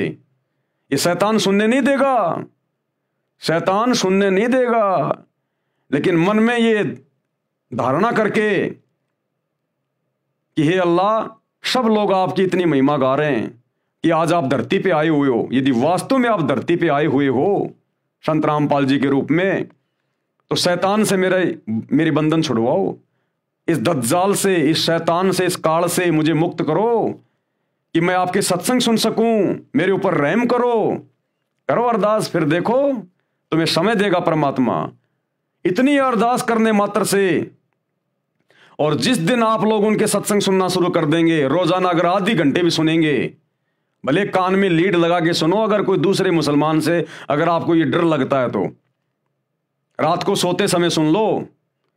जिस दिन से आप मुसलमान भाइयों ने अगर सतगुरु रामपाल जी के सत्संग भी सुनने शुरू कर दिए और ये मांस खाना छोड़ दिया, उसी दिन देख लेना आपके काम धंधे में वो बरकत मिलेगी आपको, जो आप दिन रात थूक बिलो के भी लोगों के आगे हाथ जोड़ जोड़ के भी नहीं ले पा रहे। ये वो बरकत देना शुरू कर देगा ये परमात्मा। बस मांस खाना छोड़ो और संत रामपाल जी के सत्संग सुनो, और 1 महीना सत्संग सुनो, 1 महीना। उसके बाद तुम्हें लगे कि मैंने इनके शरण में जाना चाहिए तो ठीक है, नहीं तो भैया अपना वो काम करते रहो जो तुम कर रहे हो, तुम्हें कोई मना नहीं कर रहा। एक बार आजमा के तो देखो, प्रैक्टिकल तो देखो। अरे तुम्हारी क्या यारी दोस्ती रिश्तेदारी थी भाई, तुम्हारे माँ बाप ने जो भक्ति साधना की तुमने देखा, तुम भी वही करने लग गए। अगर कोई मुसलमान हिंदू धर्म में होता, भाई आजकल जैसे बहुत सारी लड़कियां हैं बच्चे पैदा करके छोड़ जाती हैं शादी से पहले। सोचो किसी मुसलमान धर्म की लड़की ने बच्चे पैदा करके किसी पार्क में छोड़ दिया और वो बच्चा कोई हिंदू ले गया अपने घर पे। वो पैदा हुआ मुसलमान धर्म की औरत से और आगे उसका पालन पोषण हुआ एक हिंदू परिवार में, तो वो लड़का तो वही करेगा जो हिंदू परिवार करेगा। वो लड़का तो वही सब कुछ करेगा जो वो हिंदू परिवार करेगा, वही भक्ति करेगा, वही सारा सब कुछ करेगा। तो जैसा आप लोगों ने अपने बाप दादा से, अपने पिताजी से, अपने परिवार में बचपन से देखा है, आप वही तो भक्ति करने लग गए। और आपको क्या पता था कौन अल्लाह है, क्या भक्ति है, क्या कुछ नहीं है। अगर आपके माता पिता मांस नहीं खा रहे होते तो आप भी नहीं खाते। आपके माता पिता जब से आपने आंख खोली वो मांस खाते हुए दिखाई दिए, तो आपके लिए तो हरी सब्जी हो गई मांस। तो थोड़ा सा अपने शास्त्रों को भी देखो भाई। माता पिता के हिसाब से चलने से बात नहीं बनेगी, थोड़ा शास्त्रों के हिसाब से चलो, क्योंकि भक्ति का विधान शास्त्रों में है, माता पिता के पास नहीं होता। तो एक बार शुरू करो सत्संग सुनना भाई और बहनों, नहीं तो बहुत बहुत भयंकर दुर्गति करवा बैठोगे, बहुत भयंकर यहां भी, और मरने के बाद तो शैतान 84 लाख योनियों में और नरक में डालेगा। वो किसी के साथ भेदभाव नहीं करता। वो हिंदू मुसलमान सिख ईसाई नहीं देखता, वो देखता है भक्ति और कर्म। और भक्ति और कर्म के मामले में पूरा मुसलमान समाज, पूरा हिंदू समाज डूबा हुआ है। तो हमारी प्रार्थना है, विनती आप लोगों से, इस पुस्तक के ऊपर अभी तक ये 5वां वीडियो है, तकरीबन 35-40 वीडियो बनेंगे। अगर आप देख लोगे, और खाली ये मेरे वीडियो देखने से बात नहीं बनेगी, सतगुरु रामपाल जी के सत्संग सुनना शुरू करो। उनकी आवाज में, उनके वचन में वो शक्ति है, वो पावर है। वो अंदर जाकर रिएक्शन करना शुरू करेगी उनकी आवाज। वो पूर्ण संत है, अल्लाह कबीर है, उनके वचन में पावर है, शब्द में। तुम्हारा हृदय परिवर्तन कर देगी, चेंज कर देगी। तभी तो तुम्हारे घर में, तुम्हारे धंधे में वो बरकत दिखाई देगी तुम्हें, जब उनके सत्संग सुनना शुरू करोगे। काम धंधे पे, अगर काम धंधा तुम्हारा जहां भी है, व्यापार, बिजनेस, दुकान, वहां अगर तुम सत्संग सुनोगे तो वहां तुम्हें बरकत मिलेगी। घर में सत्संग सुनोगे, तुम्हारे घर में जो है वो बरकत मिलेगी। कोई बीमार है वो स्वस्थ होना शुरू हो जाएगा। घर में लड़ाई झगड़ा है, धीरे धीरे ठीक होना शुरू हो जाएगा। एक बार शुरू तो करो, देखो तो सही, आजमा लो, क्या दिक्कत है। कोई पैसे थोड़ी लग रहे हैं, जेब में तुम्हारे मोबाइल है, खाली सत्संग सुनने यूट्यूब पे जाके एक बार देख लो प्रैक्टिकल करके, महीना 2 महीना, कोई बात बने तो ठीक है, नहीं तो फिर ठीक है, काटते रहो अपने बकरे मुर्गे जैसा भी तुम कर रहे हो भाई। तो हमारी तो इतनी सी अरदास है, इतनी सी विनती है। तो आज के वीडियो में केवल इतना ही। कल रात्रि 8 बजे सभी भाई बहन फिर से लाइव जुड़िए। तब तक ये कबीर परमात्मा सतगुरु रामपाल जी भगवान हम सबको आज्ञा दें, इजाजत दें, आशीर्वाद दें। बंदी छोड़ अल्लाह कबीर सतगुरु रामपाल जी भगवान की जय हो।